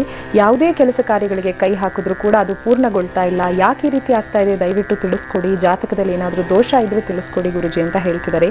ತುಂಬಾ ವರ್ಷಗಳಿಂದ ಸರ್ಕಾರಿ ಉದ್ಯೋಗಕ್ಕೂ ಪ್ರಯತ್ನ ಪಡ್ತಾ ಇದ್ದೀನಿ, ಆದ್ರೆ ಯಾವುದೇ ರೀತಿಯಾದಂತಹ ಫಲ ಸಿಕ್ಕಿಲ್ಲ. ಜನ್ಮ ರಾಶಿ ಸಿಂಹ ರಾಶಿ ಅಂತ ಹೇಳ್ತಿದ್ದಾರೆ, ಆದ್ರೆ ಸ್ವಾತಿ ನಕ್ಷತ್ರ ಅಂತ ತಿಳಿಸಿದ್ದಾರೆ ಗುರುಜಿ. ಶ್ರೀಮನ್ನಾರಾಯಣೇತಿ ಸಮರ್ಪಯ. ಸಿಂಹ ರಾಶಿ ಸ್ವಾತಿ ನಕ್ಷತ್ರ, ಅಜಗಜಾಂತರ ತಪ್ಪು ಮಾಹಿತಿ. ಮಲ್ಲೇಶ್ ಅನ್ನೋದು ಸಿಂಹ ರಾಶಿ, ಆದ್ರೆ ನಿಮ್ಮ ಜನ್ಮ ನಕ್ಷತ್ರ ಸ್ವಾತಿ ಅಂದ್ರೆ ತುಲಾ ರಾಶಿಯನ್ನ ನೀವು ನೋಡಬೇಕು. 1 ವರ್ಷದಿಂದ ಅಂತ ಹೇಳ್ತಿದ್ರೆ 1 ವರ್ಷನೇ ಅಂತಲ್ಲ, ಸುಮಾರು 1 ವರ್ಷ 8 ತಿಂಗಳಿಂದನೂ ಅಷ್ಟು ಉತ್ತಮ ಸ್ಥಿತಿಯಲ್ಲಿಲ್ಲ. ಮತ್ತೆ ನಿಮ್ಮ ಜಾತಕದಲ್ಲಿ ಸರ್ಕಾರಿ ಉದ್ಯೋಗನೂ ಇಲ್ಲ, ಇದು ನಿಜ. ಸರ್ಕಾರಿ ಉದ್ಯೋಗಕ್ಕಿಂತ ಪ್ರೈವೇಟ್ ಉದ್ಯೋಗ ಯಾವುದಾದ್ರೂ ಪ್ರಯತ್ನ ಮಾಡಿ, ಉತ್ತಮ ಕಂಪ್ನಿಯಲ್ಲಿ ಒಂದು ಒಳ್ಳೆ ಉದ್ಯೋಗ ಸಿಗುತ್ತೆ, ಅದನ್ನು ಮುಂದುವರಿಸ್ಬೋದು. ನೀವು ಸರ್ಕಾರಿ ಯೋಗ ಬಲವೇ ಇಲ್ಲ. ಎರಡನೇದಾಗಿ, ಇನ್ನು ಈ ಆರ್ಥಿಕ ಸ್ಥಿತಿಯಿಂದ ಪ್ರಗತಿ ಹೊಂದಲಿಕ್ಕೆ ಒಂದು ಜೇನುತುಪ್ಪ ಒಂದು 100 ml ಅಷ್ಟು ತಗೊಂಡು ಆ ಜೇನುತುಪ್ಪವನ್ನು ಪ್ರತಿ ಬುಧವಾರ ಬೆಳಗ್ಗೆ ಒಂದು ವಿಷ್ಣು ದೇವಸ್ಥಾನದಲ್ಲಿ, ಲಕ್ಷ್ಮೀನಾರಾಯಣ ಅಥವಾ ಸತ್ಯನಾರಾಯಣ ಅಥವಾ ಲಕ್ಷ್ಮೀ ವೆಂಕಟೇಶ್ವರ ಈ ದೇವಸ್ಥಾನದಲ್ಲಿ ಹೋಗಿ ಆ ಜೇನುತುಪ್ಪವನ್ನು ನೈವೇದ್ಯವನ್ನು ಮಾಡಿಸಿ ಅದನ್ನ ಮನೆಗೆ ವಾಪಸ್ ತರಬೇಕು. ತಂದು ನಿಮ್ಮ ಮನೆ ದೇವರ ಮನೆಯಲ್ಲಿ ದೀಪವನ್ನು ಹಚ್ಚಬೇಕಾದ್ರೆ ಒಂದೊಂದು ಹನಿಯನ್ನು ಅದಕ್ಕೆ ಬಿಡ್ತಾ ಬನ್ನಿ. ಆಗ ಮಹಾಲಕ್ಷ್ಮಿ ಆ ಬೆಳಕಲ್ಲಿ ನಿಮ್ಮ ಮನೆಯಲ್ಲಿ ನಿಂತ್ಕೊಂತಾಳೆ. ಆಗ ನಿಮ್ಮ ಆರ್ಥಿಕ ಸ್ಥಿತಿ ಪ್ರಗತಿಯಾಗ್ತಾ ಬರುತ್ತೆ. ಚಿಂತಿಸುವ ಅವಕಾಶವಿಲ್ಲ, ಚಿಂತಿಸುವುದೇ ಬೇಡ. ಇದನ್ನ ನೀವು ಯೋಚನೆ ಬಿಟ್ಬಿಡಿ. ಖಂಡಿತ ಪ್ರೈವೇಟ್ ಉದ್ಯೋಗ ಟ್ರೈ ಮಾಡಿ, ಮತ್ತು ಈ ಒಂದು ಮದುವಿನ ತಂತ್ರ ಪ್ರಯೋಗ ಉಪಯೋಗ ಮಾಡಿ. ಒಳ್ಳೇದಾಗ್ಲಿ. ನಮಸ್ತೆ. ವೀಕ್ಷಕರೊಬ್ರು ಕಾಲರ್ ಇದ್ದಾರೆ ಲೈನ್ ನಲ್ಲಿ, ಬನ್ನಿ ಮಾತಾಡ್ಸೋಣ. ಹಲೋ. ಹಲೋ, ನಮಸ್ಕಾರ ಮೇಡಮ್. ನಮಸ್ತೆ ಸರ್, ಹೇಳಿ ನಿಮ್ಮ ಹೆಸರನ್ನ ತಿಳಿಸಿ ಸರ್. ಮಳವಳ್ಳಿಯಿಂದ ಮೇಡಮ್ ಮಾತಾಡೋದು. ನಿಮ್ಮ ಹೆಸರು? ಪುಟ್ಟಬಸವ ಅಂತ. ಸರಿ, ಯಾರ ಬಗ್ಗೆ ಕೇಳ್ಬೇಕಿತ್ತು ಸರ್? ಮೇಡಮ್ ಅವರೇ, ನನ್ನ ಕೊನೆ ಮಗ ಬಾಬು ಅಂತ ಕೇಳ್ಬೇಕಾಯ್ತು. ಅವನಿಗೆ ಜನ್ಮ ನಕ್ಷತ್ರ ಬೇರೆ ಇದೆ ಮೇಡಮ್. ರೇವತಿ ನಕ್ಷತ್ರ, ಮೀನ ರಾಶಿ. ಸರಿ, ಬಾಬು ಅವ್ರ ಬಗ್ಗೆ ಕೇಳ್ಬೇಕು ಅಂತ ಹೇಳಿದೀರಾ. ಅವರ ಡೇಟ್ ಆಫ್ ಬರ್ತ್ ತಿಳಿಸಿ. 23/3/1985 ಹುಟ್ಟಿದ ದಿನಾಂಕ. ಸರಿ, ಸಮಯ ರಾತ್ರಿ 2:20 ಮೇಡಮ್. ರಾತ್ರಿ 2:20. ಹೌದು ಮೇಡಮ್. ಸರಿ, ಗುರುಜಿ ಅವರಿದ್ದಾರೆ, ಬಾಬು ಬಗ್ಗೆ ನಿಮ್ಮ ಪ್ರಶ್ನೆನ ಕೇಳಿ. ಆಯ್ತು ಮೇಡಮ್. Okay madam. ನಮಸ್ತೆ. ನಮಸ್ತೆ ಗುರುಗಳ ಪಾದಾರವಿಂದಕ್ಕೆ ನಮೋ ನಮ. ಒಳ್ಳೇದಾಗ್ಲಿಪ್ಪ, ನಮಸ್ತೆ. ಹೇಳಿ, ಬಾಬು ಬಗ್ಗೆ ಏನ್ ಕೇಳ್ಬೇಕಿತ್ತು? ಗುರುಗಳೇ, ಅವನು ಈಗ ವಿದ್ಯಾಭ್ಯಾಸ BE ಮಾಡಿದ್ದಾನೆ. ಯಾವ್ದೋ ಒಂದು ಫ್ಯಾಕ್ಟ್ರಿಲಿ ಕೆಲಸ ಮಾಡ್ತಾ ಇದ್ದಾನೆ. ಸರಿ. ಮತ್ತೆ ಅವನು ಈಗ ಅವನಿಗೆ ಗೌರ್ಮೆಂಟ್ ಜಾಬ್ ಸಿಗುತ್ತಾ ಇಲ್ವಾ? ಆಮೇಲೆ ಮದುವೆ ಲಗ್ನ ನಾವು 1 ವರ್ಷ 2 ವರ್ಷದಿಂದ ಹುಡುಕ್ತಾ ಇದೀನಿ ಗುರುಗಳೇ. ಚಿಂತೆ ಮಾಡಬೇಡಿ. ನಿಮ್ಮ ಮಗ ರೇವತಿ ನಕ್ಷತ್ರ 4ನೇ ಪಾದ ಮೀನ ರಾಶಿಯಲ್ಲಿ ಹುಟ್ಟಿರ್ತಕ್ಕಂಥದ್ದು. ಮತ್ತೆ ಶನಿವಾರ ಅಲ್ವಾ ಹುಟ್ಟಿರೋದು? ಶುಕ್ರವಾರ ರಾತ್ರಿ, ಶನಿವಾರ ಬೆಳಗ್ಗೆ ಜಾವ ಬರ್ಬೋದು. ಶನಿವಾರ ಬೆಳಗಿನ ಜಾವ. ಆದ್ರೆ ಏನಾಗಿದೆ, ಕರ್ಕಾಟಕ ಲಗ್ನ ಸಪ್ತಮದಲ್ಲಿ ವಿಶೇಷವಾಗಿ ಕೂತಿರ್ತಕ್ಕಂಥದ್ದು. ವಿಶೇಷ ಸಪ್ತಮ ಅಂತಂದಾಗ ನೋಡಿ, ಸಪ್ತಮದಲ್ಲಿ ಗುರು ಕೂತಿದ್ದಾನೆ. ಯಾರಿಗಾಗ್ಲಿ ಸಪ್ತಮ ಸ್ಥಾನದಲ್ಲಿ ಗುರು ಬಂದಾಗ ಸರ್ಕಾರಿ ಉದ್ಯೋಗ ಸಿಗುತ್ತೆ, ಭಾಗ್ಯ ಸ್ಥಾನದಲ್ಲಿ ಇದ್ದಾಗಲೂ ಸಿಗುತ್ತೆ ಅಂತ ಶಾಸ್ತ್ರ ಹೇಳುತ್ತೆ. ಗುರು ಚೆನ್ನಾಗಿದ್ದಾನೆ ನಿಮ್ಮ ಜಾತಕದಲ್ಲಿ. ಆದರೆ ಇನ್ನು ನೀಚ ಭಂಗ ರಾಜಯೋಗ ಅಂತ ಹೇಳ್ತೀವಿ. ನೀಚ ಸ್ಥಾನಕ್ಕಿನ್ನೂ ಗುರು ಬಂದಿಲ್ಲ. ಅದರಿಂದ ನೀಚ ಭಂಗ ರಾಜಯೋಗ ಪ್ರಾಪ್ತಿಯಾಗಿದೆ. ತುಂಬ ಚೆನ್ನಾಗಿದೆ. ಜಾತಕದಲ್ಲಿ ಕೋಪ ಜಾಸ್ತಿ, ಸ್ವಲ್ಪ ಹಠ ಸ್ವಭಾವ. ಚಿಂತಿಸೋದು ಬೇಡ. ನೀವು ಎಕ್ಸಾಮ್ಸ್ ಕಂಟೆಂಟ್ ಮಾಡಿಸಿ, ಖಂಡಿತ ಚೆನ್ನಾಗಾಗುತ್ತೆ. ಮತ್ತು ವಿವಾಹ ಯೋಗಕ್ಕೆ ಸ್ವಲ್ಪ ಮುಂದೆ ಇಟ್ಟಿದ್ರೆ ಅದರ ವಿವಾಹ ಯೋಗದಲ್ಲಿ ನೋಡಿ, ಸ್ವಕ್ಷೇತ್ರದಲ್ಲಿ ಮೇಷದಲ್ಲಿ ರಾಹುವಿನ ಜೊತೆ ಕುಜ ಇರ್ತಕ್ಕಂಥದ್ದು. ರಾಹು ಕುಜ ಮೇಷದಲ್ಲಿ. ರಾಹು ತುಂಬ ಸ್ಟ್ರಾಂಗ್ ಆಗಿದ್ದಾನೆ. ಈ ರೀತಿ ಇದ್ದಾಗ ನೋಡಿ, ಸಮುದ್ರ ತೀರಗಳಲ್ಲಿ ವಿದೇಶಿಗೆ ಹೋಗುವಂಥದ್ದು, ಸಾಕಷ್ಟು ರಾಜಯೋಗಗಳು ನಿಮ್ಮ ಮಗನಿಗೆ ಇರತಕ್ಕಂಥದ್ದು. ಇವೆಲ್ಲ ಉಪಯೋಗ ಮಾಡ್ಕೋಬೇಕು. ಇಲ್ಲ ಸೋಂಬೇರಿ ಆಗಿರ್ತೀನಿ, ನಾ ಮಾಡೋ ಕೆಲಸ ಮಾಡ್ಕೊಂಡಿರ್ತೀನಿ, ಯಾವುದೋ ಪ್ರಯತ್ನ ಪಡಲ್ಲ ಅಂತಂದರೆ ಅವ್ರಿಗೆ ಮಾನಸಿಕ ಮುಂದೆಗೆ ಒಂದು ಅಭಿವೃದ್ಧಿಯತ್ತ ಹೋಗ್ಲಿಕ್ಕೆ ಆಗೋದಿಲ್ಲ. ಆದರೆ ಜಾತಕದಲ್ಲಿ ಮತ್ತೆ ಕುಜ ರಾಹು ಸಂಧಿ ಇರ್ತಕ್ಕಂಥದ್ದಲ್ಲಿ ಅದನ್ನು ಕುಜ ರಾಹು ಸಂಧಿ ಶಾಂತಿ ಒಂದು ಮಾಡಿಸ್ಬಿಡಿ.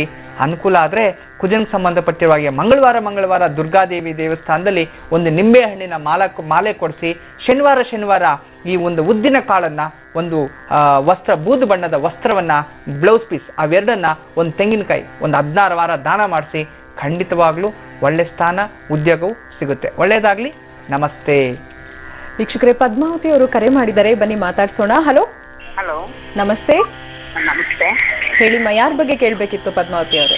ನಾವು ಪದ್ಮಾವತಿ ಅನ್ನೋರ ಬಗ್ಗೆ ಕೇಳಬೇಕಾಗಿತ್ತು. ಓಕೆ, ಸರಿ. ಹೇಳಿ, ಅವ್ರ ಡೇಟ್ ಆಫ್ ಬರ್ತ್ ತಿಳಿಸಿ. ಡೇಟ್ ಆಫ್ ಬರ್ತ್ ಎಲ್ಲ ಏನೂ ಗೊತ್ತಿಲ್ಲ. ಮದುವೆ ದಿನಾಂಕ? ಮದುವೆ ಆಗಿಲ್ಲ ಇನ್ನು. ಸರಿ. ಯಾವ ರೀತಿಯಾದಂತ ಮಾಹಿತಿ ಏನಾದರೂ ತಿಳಿದಿದೆಯಾ? ಜನ್ಮರಾಶಿ, ನಕ್ಷತ್ರ ಎಲ್ಲ ಏನೂ ಗೊತ್ತಿಲ್ಲ ಸರಿಯಾಗಿ. ಸರಿ, ಗುರುಜಿ ಅವರಿದ್ದಾರೆ, ಮಾತಾಡಿ, ನಿಮ್ಮ ಪ್ರಶ್ನೆ ಕೇಳಿ. ನಮಸ್ತೆ ಅಮ್ಮ. ನಮಸ್ತೆ ಗುರುಗಳೇ. ಹೇಳಿ ತಾಯಿ, ಪದ್ಮಾವತಿ ಏನಾಗ್ಬೇಕು ತಮಗೆ? ನಮ್ಗೆ ಸಿಸ್ಟರ್ ಆಗ್ಬೇಕು ಅವರು. ತಮ್ಮ ತಂಗಿಯ? ಏನು ಓದಿದ್ದಾರೆ ಇವರು? ಅವರು SLC ಓದಿದ್ದಾರೆ. ಜೈ ಮಹಾಕಾಳ. ಜಾತಕದಲ್ಲಿ ಸಪ್ತಮ ಸ್ಥಾನ, ವಿವಾಹ ಯೋಗನೂ ಕೇಳ್ತಿದ್ದೀರಿ ನೀವು. ಜಾತಕದಲ್ಲಿ ವಿವಾಹ, ಜಾತಕದಲ್ಲಿ ಯೋಗ ಅಂತೂ ತುಂಬಾ ಚೆನ್ನಾಗಿದೆ. ಕೋಪ ಜಾಸ್ತಿ, ಕಮ್ಮಿ ಮಾಡ್ಕೊಳಕ್ ಹೇಳಿ. ಸ್ವಲ್ಪ ಹಠವಾದಿನೇ, ಒಳ್ಳೆ ಹುಡುಗಿನೇ. ಆದ್ರೆ ಜೀವನದಲ್ಲಿ ಪಾಪ ನೆಮ್ಮದಿ ಅನ್ನೋದು ಹುಡುಕ್ತಾ ಇದ್ದಾಳೆ ಎಲ್ಲಾ ವಿಚಾರದಲ್ಲಿ. ಆ ಹುಡುಗಿ ಏನೇ ಮಾಡಿ, ಆ ಹುಡುಗಿ ಹೆಸರಲ್ಲಿ ಯಾವುದು ಸಕ್ಸಸ್ಸೇ ಆಗಿಲ್ಲ ಈ ತನಕ. ಎಜುಕೇಶನು ಹಂಗೆ ಆಯ್ತು, ಎಲ್ಲಾ ಕೆಲಸ ಕಾರ್ಯಗಳಲ್ಲೂ ಹಾಗೆ ಆಗ್ತಿದೆ. ಆದ್ರೆ ವಿವಾಹ ಯೋಗದ ಪ್ರಶ್ನೆಯನ್ನ ಇಟ್ಟಿದ್ರಿ ಅಂತ ತೋರಿಸ್ತಿದೆ. ಖಂಡಿತವಾಗ್ಲೂ ಶೀಘ್ರವಾಗಿ ವಿವಾಹ ಯೋಗ ಕಾಣ್ತಿದೆ. ಈ ವರ್ಷದ ಅಂತ್ಯದೊಳಗಡೆ, ಮೇ ಕಳೆದ ನಂತರ ವಿವಾಹ ಯೋಗ ಆಗುತ್ತೆ. ಆದರೆ ಮಂಗಳವಾರ ಮತ್ತು ಭಾನುವಾರ ಹೊರತುಪಡಿಸಿ ಪ್ರತಿದಿನ ಒಂದೊಂದು ತಂಬಿಗೆ ನೀರನ್ನು ತಗೊಂಡೋಗಿ ಅರಳಿ ಮರದ ಬುಡಕ್ಕೆ ಹಾಕ್ಬಿಟ್ಟು ಬರಲಿ. ಒಂದು 108 ದಿನ, ಅಂದರೆ ಮಂಗಳವಾರ ಭಾನುವಾರ ಬಿಟ್ಟು ಇದನ್ನು ಮಾಡಿಸಿ. ಒಳ್ಳೆ ಒಂದು ವರ ಸಿಗ್ತಾನೆ. ಒಳ್ಳೇದಾಗ್ಲಿ ತಾಯಿ. ನಮಸ್ತೆ. ಕಡೂರಿನಿಂದ ಅನ್ನಪೂರ್ಣ ಅವರು ಕರೆ ಮಾಡಿದರೆ, ಮಾತಾಡ್ಸೋಣ. ಹಲೋ. ನಮಸ್ತೆ ಮೇಡಮ್. ನಮಸ್ತೆ ಅಮ್ಮ. ಹೇಳಿ, ಯಾರ ಬಗ್ಗೆ ಕೇಳಬೇಕಿತ್ತು ಅನ್ನಪೂರ್ಣ ಅವರು? ನಮ್ಮ ಬಗ್ಗೆನೇ ಮೇಡಮ್. ಡೇಟ್ ಆಫ್ ಬರ್ತ್ ಹೇಳ್ತೀರಾ? 21/6/67. 21/6/67. ಸಮಯ ಹೇಳಿ. ಸಮಯ ಗೊತ್ತಿಲ್ಲ ಮೇಡಮ್. ಸಮಯ ಗೊತ್ತಿಲ್ಲ. ಜನ್ಮರಾಶಿ, ನಕ್ಷತ್ರ ಏನಾದ್ರೂ ಮಾಹಿತಿ ತಿಳಿದಿದ್ಯಾ? ಇಲ್ಲ ಮೇಡಮ್, ಗೊತ್ತಿಲ್ಲ. ಮದುವೆ ಆಗಿದೆಯಾ? ಮದುವೆ ಆಗಿದೆ. ಸರಿ, ಮದುವೆ ದಿನಾಂಕ, ಮುಹೂರ್ತದ ಸಮಯವನ್ನ ತಿಳಿಸಿ. ಇಲ್ಲ ಮೇಡಮ್, ಗೊತ್ತಿಲ್ಲ, ನೆನಪಿಲ್ಲ. ಸರಿ, ಗುರುಜಿ ಅವರಿದ್ದಾರೆ, ಮಾತಾಡಿ, ನಿಮ್ಮ ಪ್ರಶ್ನೆ ಕೇಳಿ ಅನ್ನಪೂರ್ಣ ಅವರು. ನಮಸ್ತೆ ಅಮ್ಮ. ನಮಸ್ತೆ ಗುರುಜಿ. ಹೇಳಿ ತಾಯಿ. ಸರ್, ನಿಮ್ ಲೈನ್ ಸಿಕ್ಕಿ ತುಂಬಾ ನಂಗೆ ಖುಷಿ ಆಯ್ತು ಸರ್. ಒಳ್ಳೇದಾಗ್ಲಿ ಅಮ್ಮ. ನಿಮ್ಗೆ ಏನ್ ಮಾತಾಡ್ಬೇಕು ಅನ್ನೋದೇ ಗೊತ್ತಾಗ್ತಿಲ್ಲ. ಹೌದು ಸರ್, ತುಂಬಾ ದಿನದಿಂದ ಟ್ರೈ ಮಾಡ್ತಾ ಇದ್ವಿ, ಹಾಗಾಗಿ ಇದಾಯ್ತು ಸರ್. ಬುಧವಾರನ ತಾವು ಹುಟ್ಟಿದ್ದು? ಬುಧವಾರ ಸರ್. ಬುಧವಾರ ನೋಡಿ, ಜ್ಯೇಷ್ಠ ನಕ್ಷತ್ರ, ವೃಶ್ಚಿಕ ರಾಶಿಯಲ್ಲಿ ಹುಟ್ಟಿರೋದು ಬರ್ಕೊಳ್ಳಿ. ಜ್ಯೇಷ್ಠ ನಕ್ಷತ್ರ. ಜ್ಯೇಷ್ಠ ನಕ್ಷತ್ರ, ವೃಶ್ಚಿಕ ರಾಶಿ, ಬುಧವಾರ ಹುಟ್ಟಿರ್ತಕ್ಕಂಥದ್ದು. ಚೆನ್ನಾಗಿದೆ ಜಾತಕ. ಆದ್ರೆ ಜೀವನದಲ್ಲಿ ಸಾಕಷ್ಟು ಕಷ್ಟ ನೋವುಗಳನ್ನ ಎದುರಿಸ್ಬಿಟ್ರಿ ನೀವು. ಇಷ್ಟು ದಿನಗಳೊಳಗಡೆ ನೀವೇನೇನು ಎಲ್ಲಾ ತರದ್ದು ಅನುಭವಗಳು ಆಗೋಗಿದೆ. ಇಂಥದ್ದು ಆಗಿಲ್ಲ ಅನ್ನೋ ಆಗಿಲ್ಲ ನಿಮ್ ಜೀವನದಲ್ಲಿ. ಹೌದು ಸ್ವಾಮೀಜಿ, ಎಲ್ಲ ಆಗೋಗಿದೆ ಸರ್. ಒಂದ್ ಕಡೆ ಕುಟುಂಬದವರು ಸಪೋರ್ಟ್ ಇಲ್ಲ, ಒಂದ್ ಕಡೆ ನೆಮ್ಮದಿ ಇಲ್ಲ, ಮತ್ತೆ ಆರ್ಥಿಕ ಸ್ಥಿತಿಯಲ್ಲೂ ನೆಮ್ಮದಿ ಇಲ್ಲ, ಆರೋಗ್ಯದಲ್ಲೂ ಈ ನಡುವೆ ಒಳ್ಳೇದಾಗಿಲ್ಲ. ಮೈಯೆಲ್ಲ ನಿಶಕ್ತಿ, ರಾತ್ರಿ ಎಷ್ಟೇ ಊಟ ಮಾಡಿ ಮಲ್ಕೊಳ್ಳಿ, ಅಷ್ಟು ಪ್ರಗತಿ ಅನ್ನೋದು ಆಗ್ತಿಲ್ಲ ತಾಯಿ. ಏನೋ ಹೊಸದಾಗಿ ಏನೋ ಪ್ಲಾನ್ ಮಾಡ್ತಿದ್ರಲ್ಲ, ಏನೋ ಮಾಡ್ಬೇಕು ಅಂತ. ಮನೆದು ಸ್ವಾಮೀಜಿ. ಖಂಡಿತ ಆಗತ್ತೆ, ಸಕ್ಸಸ್ ಆಗತ್ತೆ, ಚಿಂತೆ ಮಾಡ್ಬೇಡಿ. ನಿಮ್ ಮನೆ ದೇವ್ರು ಯಾವ್ದು? ವೆಂಕಟೇಶ್ವರ. ವೆಂಕಟೇಶ್ವರ. ನೋಡೋಣ ರಮಲಶಾಸ್ತ್ರದಲ್ಲಿ ನಿಮ್ ಜೀವನ ಏನ್ ಹೇಳುತ್ತೆ ಅಂತ ನೋಡೋಣ. ನೋಡಿ, ಜನ್ಮಜಾತದಲ್ಲಿ ತೃತೀಯ ಸ್ಥಾನ ತೋರಿಸ್ತಿರ್ತಕ್ಕಂಥದ್ದು, ತೃತೀಯ ಸ್ಥಾನ ಕುಟುಂಬ ಸ್ಥಾನ ಅಂತ. ನೀವು ಮನೆ ಪ್ರಯತ್ನ ಮಾಡಿ, ಖಂಡಿತವಾಗ್ಲೂ ಒಳ್ಳೇದೇ ಆಗತ್ತೆ. ಆದ್ರೆ ಈ ಒಂದು ಮಾಘ ಮಾಸ ಅನ್ನೋದು ನಂತರ, ಮಾಘ ಮಾಸದಲ್ಲಿ ಪ್ರಾರಂಭ ಮಾಡಿ ಒಳ್ಳೆ ಯೋಗ ಕಂಡು ಬರುತ್ತೆ. ಅದಕ್ಕೆ ಮುಂಚಿತವಾಗಿ ನಿಮ್ಮ ಮನೆ ದೇವರ ದೇವಸ್ಥಾನಕ್ಕೆ ಹೋಗಿ ಅಲ್ಲಿ ಒಂದು ಮಳ್ಳಕ್ಕಿನೋ ಅಥವಾ ಭಗವಂತನಿಗೊಂದು ಸೇವೆ ಮಾಡಿ, ವಸ್ತ್ರದಾನವನ್ನ ಮಾಡಿ ಭಗವಂತನಿಗೆ, ಅಲ್ಲಿಂದ ಬಂದಾದ ನಂತರ ಒಂದು ತೆಂಗಿನಕಾಯಿನ ಒಂದು ತಗೊಂಬನ್ನಿ, ಅಲ್ಲಿ ಪೂಜೆ ಮಾಡಿಸಿ. ಆ ತೆಂಗಿನಕಾಯಿಯನ್ನ ತಂದು ನೀವು ಪಾಯ ಪೂಜೆ ಮಾಡಿಸ್ಬೇಕಾದ್ರೆ ಆ ತೆಂಗಿನಕಾಯಿನ ಒಡೆದು ಆ ನೀರನ್ನ ಆ ಜಾಗ ಎಲ್ಲ ಚೆಲ್ಲಿ. ಆಗ ಅಲ್ಲಿರ್ತಕ್ಕಂಥ ದುಷ್ಟಶಕ್ತಿಗಳು ದೂರವಾಗುತ್ತೆ, ನಿಮ್ಮ ಮನೆ ದೇವರ ಅನುಗ್ರಹ ಸಿಗುತ್ತೆ, ಮನೆ ನಿರ್ಮಾಣ ಆಗುತ್ತೆ, ನಿಮ್ಗೂ ಮಾನಸಿಕ ನೆಮ್ಮದಿ ಸಿಗುತ್ತೆ. ಒಳ್ಳೇದಾಗ್ಲಿ ಅನ್ನಪೂರ್ಣೇಶ್ವರಿ ಅವರೇ, ನಮಸ್ತೆ. ವೀಕ್ಷಕರೇ, ಈಗ ಅನ್ನಪೂರ್ಣ ಅವರು ಕರೆ ಮಾಡಿದಕ್ಕಾಗಿ ಧನ್ಯವಾದಗಳನ್ನ ಹೇಳ್ತಾ ರಾಯಚೂರಿನಿಂದ ಭಾಗ್ಯಶ್ರೀ ಅವರು ಪತ್ರವನ್ನ ಬರೆದಿದ್ದಾರೆ. ಪತ್ರದಲ್ಲಿ ಏನೆಲ್ಲ ಸಮಸ್ಯೆ ಇದೆ ನೋಡೋಣ. ಗುರುಜಿ, ರಾಯಚೂರಿನಿಂದ ಈ ಒಂದು ಪತ್ರವನ್ನ ಬರೆದಿದೆ.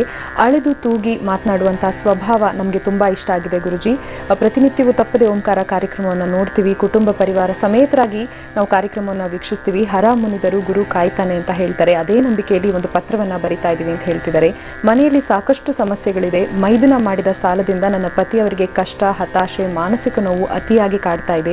ನೆಮ್ಮದಿ ಅನ್ನೋದೇ ನಾವು ಮನೆಯಲ್ಲಿ ಕಾಣ್ತಾ ಇಲ್ಲ. ದೈಹಿಕವಾಗಿ ಸಾಕಷ್ಟು, ಮಾನಸಿಕವಾಗಿ, ಆರ್ಥಿಕವಾಗಿ, ಕೌಟುಂಬಿಕವಾಗಿಯೂ ಕೂಡ ನಾವು ಬಳಲಿ ಹೋಗಿದ್ದೀವಿ. ಏನ್ ಮಾಡಿದ್ರೆ ಈ ಒಂದು ಸಮಸ್ಯೆಯಿಂದ ಹೊರಗೆ ಬರಬಹುದು ಅಂತ ಕೇಳ್ತಿದ್ದಾರೆ. ವಿವಾಹ ದಿನಾಂಕವನ್ನ ಸೂಚಿಸಿದ್ದಾರೆ ಭಾಗ್ಯಶ್ರೀ ರಮೇಶ್ ಅವರು. 22/11/2007 ಇಸವಿ 11:30 ಇಂದ 12:30ವರೆಗೂ ಮುಹೂರ್ತ ಅಂತ ಹೇಳಿದ್ದಾರೆ. ಶ್ರೀಮನ್ನಾರಾಯಣ ಸಮರ್ಪಯ. ಜಾತಕದಲ್ಲಿ ಷಷ್ಠಮ ಸ್ಥಾನ ದುಸ್ಥಾನಗಳು ತೋಚನೆ ಮಾಡ್ತಿರ್ತಕ್ಕಂಥದ್ದು. ದ್ವಿತೀಯ ಸ್ಥಾನ ತುಂಬ ಚೆನ್ನಾಗಿದೆ, ಆದರೆ ಚತುಸ್ಥಾನಾದ ಪಾಪಗ್ರಹ ದ್ವಿತೀಯ ಸ್ಥಾನಾಧಿಪತಿ ಚತುಸ್ಥಾನಕ್ಕೆ ಪರಿವರ್ತನಾ ಯೋಗ ಅಂತ ಹೇಳ್ತೀವಿ. ಈ ಪರಿವರ್ತನಾ ಯೋಗ ಧನಯೋಗದಲ್ಲಿ ಇರೋದ್ರಿಂದ ತುಂಬ ಒಳ್ಳೆ ಸ್ಥಾನಕ್ಕೆ ಹೋಗಬೇಕು. ಆದರೆ ಆ ಒಂದು ಸ್ಥಾನದಲ್ಲಿ ಇರತಕ್ಕಂಥ ಸ್ಥಾನಾಧಿಪತಿ ಕೂತಿದ್ರೂ ಸಹ ನಿಮ್ಮ ಲಗ್ನಾಧಿಪತಿ 6ನೇ ಮನೆಯಲ್ಲಿ ಮತ್ತು ಸುಖಸ್ಥಾನಾಧಿಪತಿ ಮೇಲೆ ಪಾಪಗ್ರಹಗಳ ದೃಷ್ಟಿ ಧನಯೋಗದ ಮೇಲೆ, ಯೋಗಕಾರಕ ನೀಚ ಸ್ಥಾನದಲ್ಲಿರ್ತಕ್ಕಂಥದ್ದು. ಇದು ಎಲ್ಲರ ಒಂದು ಮಿಶ್ರಣದಲ್ಲಿ, ಗೊಂದಲಾಟದಲ್ಲಿ ನೋಡಿ, ಕಷ್ಟಪಟ್ಟು ಜೀವನದಲ್ಲಿ ಸಂಪಾದನೆ ಮಾಡಿದ್ರಿ, ಮೈದನ್ಗೋಸ್ಕರ ಇಟ್ರಿ. ನಿಮ್ಮ ಜೀವನದಲ್ಲಿ ಇದನ್ನ ಮತ್ತೆ ಮತ್ತೆ ಹೀಗೆ ಆಗುತ್ತೆ ಅಂತ ತೋರಿಸ್ತಿದೆ. ಅದರಿಂದ ನಿಮ್ಮ ಜೀವನದಲ್ಲಿ ನಿಮ್ಮ ಒಂದು ಸ್ಥಿತಿ ಪ್ರಜ್ಞೆ ಅಂತ ಇಟ್ಕೊಳ್ಳಿ. ಲೈಫಲ್ಲಿ ಯಾರಿಗೂ ಶ್ಯೂರಿಟಿ ಕೊಡಕ್ಕೆ ಹೋಗಬೇಡಿ, ಯಾವುದೇ ಕಾರಣಕ್ಕೂ ಶ್ಯೂರಿಟಿ ಕೊಡಕ್ಕೆ ಹೋಗಬೇಡಿ, ಯಾರಿಗೂ ಸಾಲ ಅಂತ ಕೊಡಬೇಡಿ. ಬೇಕಾದರೆ ದಾನ ಧರ್ಮ ಮಾಡಿಬಿಡಿ, ತೊಂದರೆ ಇಲ್ಲ. ಬರಲ್ಲ ಅಂತ ಎಕ್ಸೆಪ್ಟ್ ಮಾಡದೆ ಕೊಟ್ಬಿಡಿ. ನೀವು ಎಕ್ಸ್ಪೆಕ್ಟೇಷನ್ ಇಟ್ಕೊಂಬಿಡಿ ರಿಟರ್ನ್ ಬರುತ್ತೆ ಅಂತ. ಹಾಗೆ ಕೊಟ್ಬಿಟ್ರೆ ಅದು ದಾನ ಆಗಾದ್ರೂ ಸೇರುತ್ತೆ. 100 ರೂಪಾಯಿ ಕೊಡೋ ಜಾಗದಲ್ಲಿ 10 ರೂಪಾಯಿ ಉಚಿತವಾಗಿ ಕೊಟ್ಬಿಡಿ. ಆದರೆ ಈ ರೀತಿ ಮಾಡಿ ಅವರಿಂದ ನೀವು ಮಾನಸಿಕವಾಗಿ ನೊಂದ್ಕೊಂಡು ಮತ್ತೆ ನಿಮ್ಮನ್ನು ಅವನು ಎದುರಾಕೊಂಡು ನೀವಿಬ್ಬರಿಗೂ ಮಾನಸಿಕವಾಗಿ ದೂರ ಆಗಿ ತುಂಬ ಸಮಸ್ಯೆಗಳು. ಇದು ಪ್ರತಿಯೊಬ್ಬರ ಮನೆಯಲ್ಲೂ ನಡೀತಾ ಇರ್ತಕ್ಕಂಥದ್ದು, ಯಾರನ್ನೂ ಬಿಡೋದಿಲ್ಲ. ಅದು ದೊಡ್ಡ ದೊಡ್ಡ ಜನಗಳಿಗೆ ಇಂಥದ್ದು ಸಮಸ್ಯೆಗಳಾಗ್ಬಿಟ್ಟಿದೆ. ಅದರಿಂದ ಸಣ್ಣದಾದಂಥ ಒಂದು ಪರಿಹಾರ ಕೊಡ್ತೀನಿ. ಮಹಾಗಣಪತಿ ಋಣಮೋಚಕ ಸ್ತೋತ್ರ, ಇದನ್ನ ಪ್ರತಿನಿತ್ಯ ಮನೆಯಲ್ಲಿ ಒಮ್ಮೆ ಪಾರಾಯಣ ಮಾಡ್ಕೊಳ್ಳಿ, ಓದ್ಕೊಳ್ಳಿ. ಅಥವಾ ಒಂದು CD ಸಿಗುತ್ತೆ, ಅದನ್ನ ತಂದು ಮನೇಲಿ ಹಾಕೊಂಡು ಡೈಲಿ ಕೇಳ್ತಾ ಇರಿ. ನಿಧಾನಗತಿಯಲ್ಲಿ CD ಪುಸ್ತಕ ಎರಡನ್ನೂ ಸಹ ಅಬ್ಸರ್ವ್ ಮಾಡ್ತಾ ಇರಿ. ಅದು ನಿಮ್ಮ ಮನಸ್ಸಿಗೆ ಬಂದ್ಬಿಡುತ್ತೆ. ನಂತರ ಇದನ್ನ ಪ್ರಾಕ್ಟೀಸ್ ಮಾಡಿ, ಖಂಡಿತ ಒಳ್ಳೆಯದಾಗುತ್ತೆ. ಅಷ್ಟೇ ಅಲ್ಲ, ಪ್ರತಿ ಮಂಗಳವಾರ ಗಣಪತಿ ದೇವಸ್ಥಾನಕ್ಕೆ ಬಿಳಿ ಕಣಗಳದ ಹೂವಿನಿಂದ ಅರ್ಚಿಸುವಂಥದ್ದು, ಅಥವಾ ಮನೇಲಿ ನೀವು ಅರ್ಚನೆ ಮಾಡ್ಕೊಳ್ಳಿ, ಲಕ್ಷ್ಮಿ ಪ್ರಾಪ್ತಿ ಆಗ್ತಾಳೆ. ಒಳ್ಳೆಯದಾಗಲಿ ತಾಯಿ. ನಮಸ್ತೆ. ಗುರುಜಿ, ಈಗ ಪತ್ರವನ್ನ ನೋಡೋ ಸಮಯ ಆಗಿದೆ. ಬೆಂಗಳೂರಿನಿಂದ ಈ ಪತ್ರ ಬಂದಿದೆ. KR ಸುಬ್ಬಲಕ್ಷ್ಮಿ ಅವರು ಪತ್ರವನ್ನ ಬರಿತಾ ಇದ್ದಾರೆ. ಗುರುಜಿ, ಪ್ರೋಗ್ರಾಮ್ ತುಂಬಾನೇ ಚೆನ್ನಾಗಿ ಮೂಡಿ ಬರ್ತಿದೆ, ನಮ್ಮ ಜೀವನದಲ್ಲಿ ಅಳವಡಿಸ್ಕೊಳ್ತಾ ಇದೀವಿ, ಬೇರೆಯವರಿಗೂ ಬರೆದಿಡ್ತಾ ಇದೀವಿ. ಗುರುಜಿ, ನಿಮ್ಮ ಮಾರ್ಗದರ್ಶನ ಸದಾ ಕಾಲ ಹೀಗೆ ಇರಲಿ ಅಂತ ತಿಳಿಸಿದ್ದಾರೆ. ಮುಂದಿನ ಜೀವನ ಹೇಗಿದೆ ಅನ್ನೋದನ್ನ ದಯವಿಟ್ಟು ತಿಳಿಸ್ಕೊಡಿ ಅಂತ ಜನ್ಮ ಪತ್ರಿಕೆಯನ್ನ ಕೂಡ ಕಳಿಸಿದ್ದಾರೆ. ಮೋಕ್ಷ ಪಡೆಯಲು ಏನು ಸಾಧನೆ ಮಾಡಬೇಕು, ಗೃಹಿಣಿಯಾಗಿ ನಾನು ಏನನ್ನ ಮಾಡಬಹುದು, ಸೂಕ್ಷ್ಮವಾಗಿ ತಿಳಿಸ್ಕೊಡಿ ಅಂತ ಕೂಡ ಕೇಳಿದ್ದಾರೆ. ಜೊತೆಗೆ ಅಣಬೆ ಮಾರಾಟ ನನಗೆ ಆಗಬರಬಹುದೇ, ದಯವಿಟ್ಟು ತಿಳಿಸಿ ಅಂತ ಹೇಳಿದ್ದಾರೆ. ಜಾತಕವನ್ನು ಕಳಿಸ್ಕೊಟ್ಟಿದ್ರಿ. ತುಂಬ ವಿಶೇಷವಾದ ಒಂದು ಜಾತಕ. ಹಣವೇ ಮಾರಾಟ ಆಗಿ ಬರ್ತಾ ಇಲ್ವಾ ಅನ್ನೋದು ನೀವು ಪ್ರಶ್ನೆಯನ್ನು ಇಟ್ಟಿದ್ದೀರಿ. ನೋಡಿ, ಲಗ್ನದಲ್ಲಿ ನೀವು ಹುಟ್ಟಿರ್ತಕ್ಕಂಥ ಲಗ್ನ ಮೀನ ಲಗ್ನ, ಲಗ್ನಾಧಿಪತಿ 11ನೇ ಮನೆಯಲ್ಲಿ ಕೂತಿರ್ತಕ್ಕಂಥದ್ದು. ತಾಯಿ, ನಿಂಗೆ ಆಗಿ ಬರುತ್ತೆ, ನೀನು ಮಾಡಬಹುದು. ಲಾಭಸ್ಥಾನದ ಲಗ್ನಾಧಿಪತಿ ನೋಡಿ, ಬುಧಾದಿತ್ಯ ಯೋಗ, ಶುಕ್ರಾದಿತ್ಯ ಯೋಗ ಮತ್ತು ವಿಶೇಷವಾಗಿ ಇಲ್ಲಿ ಆ ಬುಧಾದಿತ್ಯ ಯೋಗ, ಶುಕ್ರಾದಿತ್ಯ ಯೋಗ ಮತ್ತು ಗುರುಕೇತು ಜೊತೆಲಿದ್ದಾನೆ. ಆಧ್ಯಾತ್ಮಿಕತೆಯಲ್ಲೂ ತುಂಬ ಒಲವು ನಿಮಗೆ ಬಂದೇ ಬರುತ್ತೆ. ಆ ಭಗವಂತ ನಿಂಗೆ ಒಳ್ಳೇದು ಮಾಡ್ತಾನಮ್ಮ. ಆದರೆ ನಿನ್ನ ಆರೋಗ್ಯ ಚೆನ್ನಾಗಿ ನೋಡ್ಕೋತಾಯಿ. ನಿನಗೆ ಮೇಜರ್ ಯೂಟ್ರಸ್ ಪ್ರಾಬ್ಲಮ್ ಬಂದ್ಬಿಡುತ್ತೆ, ಹಾರ್ಮೋನ್ಸ್ ರಿಲೇಟೆಡ್, ಗರ್ಭಕೋಶದ ತೊಂದರೆ. ಇದರಿಂದ ಜಾಗ್ರತೆ ವಹಿಸ್ಬೇಕು. ಅದೊಂದು ಬಿಟ್ಟರೆ ಬೇರೆ ಇನ್ಯಾವುದೂ ಸಮಸ್ಯೆ ಇಲ್ಲ. ನಿನ್ನ ಜಾತಕದಲ್ಲಿ ಖಂಡಿತ ನಿನಗೆ ತುಂಬ ರಾಜಯೋಗ ಕಾದಿದೆ. ನೀನು ಮೋಕ್ಷಕ್ಕೋಸ್ಕರ ಏನು ಮಾಡಬೇಕು ಅಂತ ಕೇಳಿದ್ಯಾ? ಪ್ರತಿದಿನವೂ ಸಹ ಓಂ ನಮೋ ಭಗವತೆ ವಾಸುದೇವಾಯ ಅನ್ನೋ ಮಂತ್ರ, ಅಥವಾ ಓಂ ನಮೋ ನಾರಾಯಣಾಯ ಅನ್ನೋ ಒಂದು ಮಂತ್ರ, ಅಥವಾ ನಿಮ್ಗೆ ಅನುಕೂಲ ಆದರೆ ವಿಷ್ಣು ಸಹಸ್ರನಾಮ ಅಥವಾ ಶ್ರೀರಾಮ ತಾರಕ ಮಂತ್ರ, ಇವುಗಳನ್ನ ಪ್ರತಿನಿತ್ಯ ಎಷ್ಟು ಬಾರಿ ಆದರೆ ಅಷ್ಟರಿಂದ ಡೈಲಿ ನೀನು ಪಾರಾಯಣ ಮಾಡ್ಕೋ. ಮನಸ್ಸಿಗೆ ನೆಮ್ಮದಿ ಸಿಗುತ್ತೆ. ಮೋಕ್ಷಕಾರಕ ಯಾರು? ಮಹಾವಿಷ್ಣು ಮೋಕ್ಷವನ್ನು ಪ್ರತಿಫಲಿಸ್ತಾನೆ. ಒಳ್ಳೆಯದಾಗಲಿ ತಾಯಿ. ನಮಸ್ತೆ. ವೀಕ್ಷಕರೇ, ಈಗೊಬ್ರು ಕಾಲರ್ ಲೈನ್ನಲ್ಲಿದ್ದಾರೆ, ಮಾತಾಡ್ಸೋಣ. ಹಲೋ ಹಲೋ, ನಮಸ್ತೆ.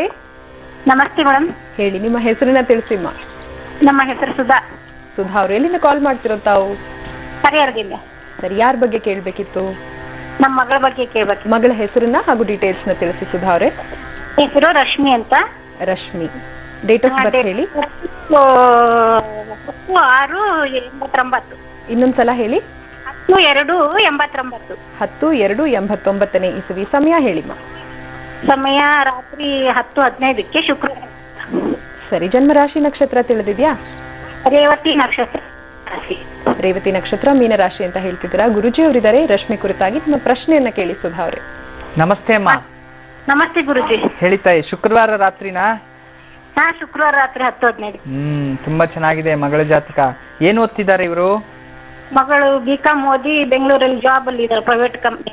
ಓಕೆ, ತುಂಬಾ ಚೆನ್ನಾಗಿದೆ. ನೋಡಿ, ಲಗ್ನದಿಂದ ಸಪ್ತಮ ಸ್ಥಾನದಲ್ಲಿ ಕುಜ ದೋಷ ಇರತಕ್ಕಂಥದ್ದು. ಜಾತಕದಲ್ಲಿ ಕುಜ ದೋಷ ಇದೆ. ಅಷ್ಟಮದಲ್ಲಿ ಜಾತಕ ಕೊಟ್ಟರು ಕೂಡ ಬರ್ತಾ ಇತ್ತ. ಹೌದಮ್ಮ, ಜಾತಕದಲ್ಲಿ ಅಷ್ಟಮದಲ್ಲಿ ಗುರು ಕೂತಿದ್ದಾನೆ. ಅಷ್ಟಮದಲ್ಲಿ ಅಂದ್ರೆ ದುಸ್ಥಾನದಲ್ಲಿ ಗುರು ಶತ್ರುವಿನ ಮನೆಯಲ್ಲಿ ಕೂತಿರೋದ್ರಿಂದ ಗುರು ಬಲನೇ ಕಮ್ಮಿ, ತುಂಬಾ ಕಮ್ಮಿ. ಆದ್ರೆ ನೋಡಕ್ಕೂ ಚೆನ್ನಾಗಿದ್ದಾಳೆ, ಚೆನ್ನಾಗಿ ಮಾತಾಡ್ತಾಳೆ, ಒಳ್ಳೆ ಲವಲವಿಕೆಯಿಂದ ಇರ್ತಾಳೆ, ಒಳ್ಳೆ ಮನ್ಸು, ಒಳ್ಳೆ ಸ್ವಭಾವ ತಾಯಿ. ಯಾರಿಗೂ ನೋವನ್ನು ಉಂಟು ಮಾಡಲ್ಲ ನಿಮ್ಮ ಮಗಳು. ನಿಜವಾಗ್ಲೂ ಗುರುಜಿ. ಖಂಡಿತ ಒಳ್ಳೇದಾಗತ್ತೆ ತಾಯಿ, ಚಿಂತೆ ಮಾಡಬೇಡ. ನಾನು ನೋಡೋಣ, ಬೇಗ ವಿವಾಹ ಆಗ್ಲಿಕ್ಕೆ ಏನ್ ಮಾಡ್ಬೇಕು, ನಾನು ಒಂದು ಸಣ್ಣ ಪರಿಹಾರ ತಿಳಿಸ್ತೀನಿ, ಅದನ್ನ ಮಗಳ ಕೈಯಲ್ಲೇ ಮಾಡಿಸ್ಬಿಡಿ, ಖಂಡಿತ ಒಳ್ಳೇದು. ಆಯ್ತು ಗುರುಜಿ. ಅವಳು ಗುರುಜಿ ಬೆಂಗಳೂರಲ್ಲಿ. ಬೆಳಗಿನ ಜಾವ ಪ್ರತಿನಿತ್ಯ ತಲೆಗೆ ಸ್ನಾನ ಮಾಡ್ಕೊಂಡು 9 ದಿನಗಳ ಕಾಲ ಬಿಳಿ ಎಕ್ಕದ ಗಿಡ ಪ್ರದಕ್ಷಿಣೆ ಮಾಡಬೇಕು. ಪ್ರದಕ್ಷಿಣೆ ಮಾಡಿ ಆ ಬಿಳಿ ಎಕ್ಕದ ಗಿಡ ಪ್ರದಕ್ಷಿಣೆ ಮಾಡ್ಕೊಂಡು ತೊಗರಿ ಕಾಳು ಅಥವಾ ತೊಗರಿ ಬೇಳೆ ಒಂದು ಕೆಂಪು ಬ್ಲೌಸ್ ಪೀಸ್, ಒಂದು 9 ಅಥವಾ ಬ್ಲೌಸ್ ಪೀಸು ಖರ್ಚಿಪು ತಂದು ಅದ್ರಲ್ಲಿ ಕಟ್ಟಿ ಒಂದು 11 ರೂಪಾಯಿ ದಕ್ಷಿಣೆ ಇಟ್ಟು ಅದನ್ನ ದಾನ ಕೊಡಿಸ್ಬಿಡಿ ದಿನಕ್ಕೊಂದ್ಸಲಿ. ಆ ರೀತಿ 9 ಸಲ ಮಾಡಿಸಿ 3 ತಿಂಗಳಲ್ಲಿ ನಿಮ್ಮ ಮಗಳಿಗೆ ವಿವಾಹ ನಿಶ್ಚಯ ಆಗುತ್ತೆ. ನಿಮ್ಮ ಮನೆಯ ಪೂರ್ವ ಭಾಗಕ್ಕೆ ನಿಶ್ಚಯ ಆಗುವಂಥದ್ದು. ಒಳ್ಳೆ ಮೊದಲನೇ ಮಗ ಆಗಿರ್ತಾನೆ ಆ ಕುಟುಂಬದಲ್ಲಿ. ಜೊತೆಯಲ್ಲಿ ಆ ಮನುಷ್ಯನಿಗೆ 2 ಹೆಣ್ಣು ಮಕ್ಕಳು ಸೋದರಿ ಇರ್ತಾರೆ. ಅಂತ ಕುಟುಂಬದಿಂದ ಗಂಡು ಮಗು ಸಿಗ್ತಾನೆ. ಒಳ್ಳೇದಾಗ್ಲಿ ತಾಯಿ. ನಮಸ್ತೆ. ವೀಕ್ಷಕರಿಗೆ ಇನ್ನಷ್ಟು ಪತ್ರಗಳತ್ತ ಗಮನ ಹರಿಸುವ ಸಮಯ. ಧಾರವಾಡದ ನವಲಗುಂದದಿಂದ ಪತ್ರ ಬಂದಿದೆ. ವಿವಾಹ ಯಾವಾಗ ಆಗುತ್ತೆ ಅನ್ನೋದು ಇವರ ಒಂದು ಪ್ರಶ್ನೆ ಆಗಿದೆ, ಕೇಳೋಣ. ಗುರುಜಿ, ಈ ಒಂದು ಪತ್ರ ಧಾರವಾಡದಿಂದ ಬಂದಿದೆ. ಅಕ್ಕ ಜ್ಯೋತಿ ಹುಟ್ಟಿದ ದಿನಾಂಕವನ್ನ ಸೂಚಿಸಿದ್ದಾರೆ. ಆಕೆಯ ಮದುವೆ ಯಾವಾಗ ಆಗುತ್ತೆ ದಯವಿಟ್ಟು ತಿಳಿಸ್ಕೊಡಿ ಅಂತ ಜನನ ಪತ್ರಿಕೆಯನ್ನ ಕೂಡ ಕಳಿಸಿದ್ದಾರೆ ಗುರುಜಿ. ಜನ್ಮ ದಿನಾಂಕ 26/5/89ನೇ ಇಸವಿ, ಶುಕ್ರವಾರ ಮಧ್ಯಾಹ್ನ 2:20ಕ್ಕೆ ಅಂತ ಹೇಳ್ತಿದ್ದಾರೆ. ಶ್ರವಣ ನಕ್ಷತ್ರ 3ನೇ ಚರಣ, ಮಕರ ರಾಶಿಯಲ್ಲಿ ಹುಟ್ಟಿದ್ದಾರೆ. ಮದುವೆ ಯಾವಾಗ ಆಗುತ್ತೆ ದಯವಿಟ್ಟು ತಿಳಿಸಿ ಅಂತ ಕೇಳ್ತಿದ್ದಾರೆ. ಶ್ರವಣ ನಕ್ಷತ್ರ ಮಕರ ರಾಶಿಯಲ್ಲಿ ಹುಟ್ಟಿರ್ತಕ್ಕಂಥದ್ದು. ಮಕರದಲ್ಲಿ ನೋಡಿ, ಧನುರ್ ಮಕರ. ವಿಶೇಷವಾಗಿ ಇವ್ರ ಜನ್ಮದಾತರಲ್ಲಿ ಶುಕ್ರಾದಿತ್ಯ ಯೋಗ. ಮದುವೆ ಜೀವನನೂ ಅಷ್ಟು ಸುಖ ಇಲ್ಲ ಅಂತ ತೋರಿಸ್ತಿದೆ. ಅದನ್ನ ಸ್ವಲ್ಪ ಎಚ್ಚರಿಕೆ ವಹಿಸಬೇಕು. ಮೊದಲು ನಿಮ್ಮ ಮನೆಯಲ್ಲಿ ಅನುಕೂಲ ಆದರೆ ಅರ್ಕ ವಿವಾಹ ಅಂತ ಬರುತ್ತೆ. ಅರ್ಕ ವಿವಾಹ ಅಂತಂದ್ರೆ ಹೆಣ್ಣು ಮಕ್ಕಳಿಗೆ ಮಾಡುವಂಥದ್ದು ಅರ್ಕ ವಿವಾಹ, ಪುರುಷರಿಗೆ ಮಾಡುವಂಥದ್ದು ಕದಳಿ ವಿವಾಹ ಅಥವಾ ಕುಂಭ ವಿವಾಹವನ್ನು ಮಾಡಿಸ್ಬೋದು. ಆ ಒಂದು ಮನೇಲಿ ಯಾರಾದರೂ ಋತ್ವಿಕರು ಸುತ್ತಮುತ್ತಲು ಯಾರಾದರೂ ಇದ್ದರೆ ಅವ್ರು ವಿಚಾರಿಸಿ ಆ ವಿವಾಹವನ್ನು ಮಾಡಿ ನಂತರ ನೀವು ಮದುವೆಗೆ ಪ್ರಯತ್ನ ಪಡಬೇಕು. ಇಲ್ಲ ಅಂದರೆ ಆ ದಾಂಪತ್ಯ ಜೀವನ ಅಷ್ಟು ಒಳ್ಳೆಯದಾಗಿರೋದಿಲ್ಲ, ನೆನ್ಪಿಟ್ಕೊಳ್ಳಿ. ಮತ್ತು ಎರಡನೇದಾಗಿ, ವಿವಾಹ ಯೋಗ ಶೀಘ್ರವಾಗಿ ಕೂಡಿ ಬರಲಿಕ್ಕೆ ಪ್ರತಿ ಶುಕ್ರವಾರ ಮಂಗಳವಾರ ಸಾಯಂಕಾಲ ಗೌರಿ ಅಂತಂದ್ರೆ ಗೌರಿ ಅಷ್ಟೋತ್ರ ಅಂದ್ರೆ ಪಾರ್ವತಿ ದೇವಿ ಅಷ್ಟೋತ್ರವನ್ನು ಓದ್ಕೊಂಡು ದುರ್ಗಾದೇವಿ ದೇವಸ್ಥಾನಕ್ಕೆ ಹೋಗಿ ಮಂಗಳವಾರ ಶುಕ್ರವಾರ 2 ದಿನನೂ ಸಾಯಂಕಾಲ ಒಂದು ಹಣತೆಯಲ್ಲಿ ಮಣ್ಣಿನ ಹಣತೆಯಲ್ಲಿ ತುಪ್ಪವನ್ನು ಹಾಕಿ ದೀಪ ಹಚ್ಬಿಟ್ಟು ಬರಲಿ. 2 ಮಣ್ಣಿನ ಹಣತೆಯಲ್ಲಿ 2 ದೀಪ. ಈ ರೀತಿ ಸತತವಾಗಿ 16 ವಾರ ಮಾಡಿದ್ರೆ ಖಂಡಿತವಾಗ್ಲೂ ಈ ಮಗುಗೆ ವಿವಾಹ ನಿಶ್ಚಯ ಆಗುತ್ತೆ. ಚಿಂತೆ ಮಾಡೋ ಅವಶ್ಯಕತೆನೇ ಇಲ್ಲ, ಒಳ್ಳೇದಾಗತ್ತೆ. ಯಾವುದು ತೊಂದರೆ ತಗೋಬೇಡಿ. ಖಂಡಿತವಾಗ್ಲೂ ನಾನು ಹೇಳಿದ ಹಾಗೆ ನೀವು ವಿಶೇಷವಾಗಿ ಮಾಡ್ಬೇಕಾದ್ರೆ ಮದುವೆಗೆ ಮುಂಚಿತವಾಗಿ ಅರ್ಕ ವಿವಾಹ ಅಥವಾ ಕುಂಭ ವಿವಾಹ ಮಾಡಿದ್ರೆ ಅವಳಿಗೆ ಜೀವನದಲ್ಲಿ ಸುಖವನ್ನ ಅನುಭವಿಸ್ತಾಳೆ. ಒಳ್ಳೇದಾಗ್ಲಿ ತಾಯಿ. ನಮಸ್ತೆ. ಗುರುಜಿ, ನೇರ ಪ್ರಸಾರ ಕಾರ್ಯಕ್ರಮಕ್ಕೆ ಆಗಮಿಸಿ ಸಾಕಷ್ಟು ಉಪಯುಕ್ತಕರವಾದಂತಹ ಮಾಹಿತಿಯನ್ನ ತಿಳಿಸ್ಕೊಟ್ರಿ. ಎಲ್ಲ ಮಾಹಿತಿಗಾಗಿ ಧನ್ಯವಾದಗಳು ತಮಗೆ. ಸರ್ವೇ ಜನ ಸುಖನೋ ಭವಂತು, ಸಮಸ್ತ ಸನ್ಮಂಗಳಾನಿ ಭವಂತು. ಬ್ರಹ್ಮೋಸ್ಮಿ. ವೀಕ್ಷಕರೇ, ಹೋಗಿ ಬರೋ ಸಮಯ ಆಗಿದೆ. ಎಂದಿನಂತೆ ನಿಮ್ಮೆಲ್ಲರ ಭೇಟಿ ನಾಳೆ ಬೆಳಗ್ಗೆ ಸರಿಯಾಗಿ 8 ಗಂಟೆಗೆ ನಿಮ್ಮ ನೆಚ್ಚಿನ ಓಂಕಾರ ನೇರ ಪ್ರಸಾರ ಕಾರ್ಯಕ್ರಮದಲ್ಲಿ. ಅಲ್ಲಿವರೆಗೂ ವಂದನೆಗಳು.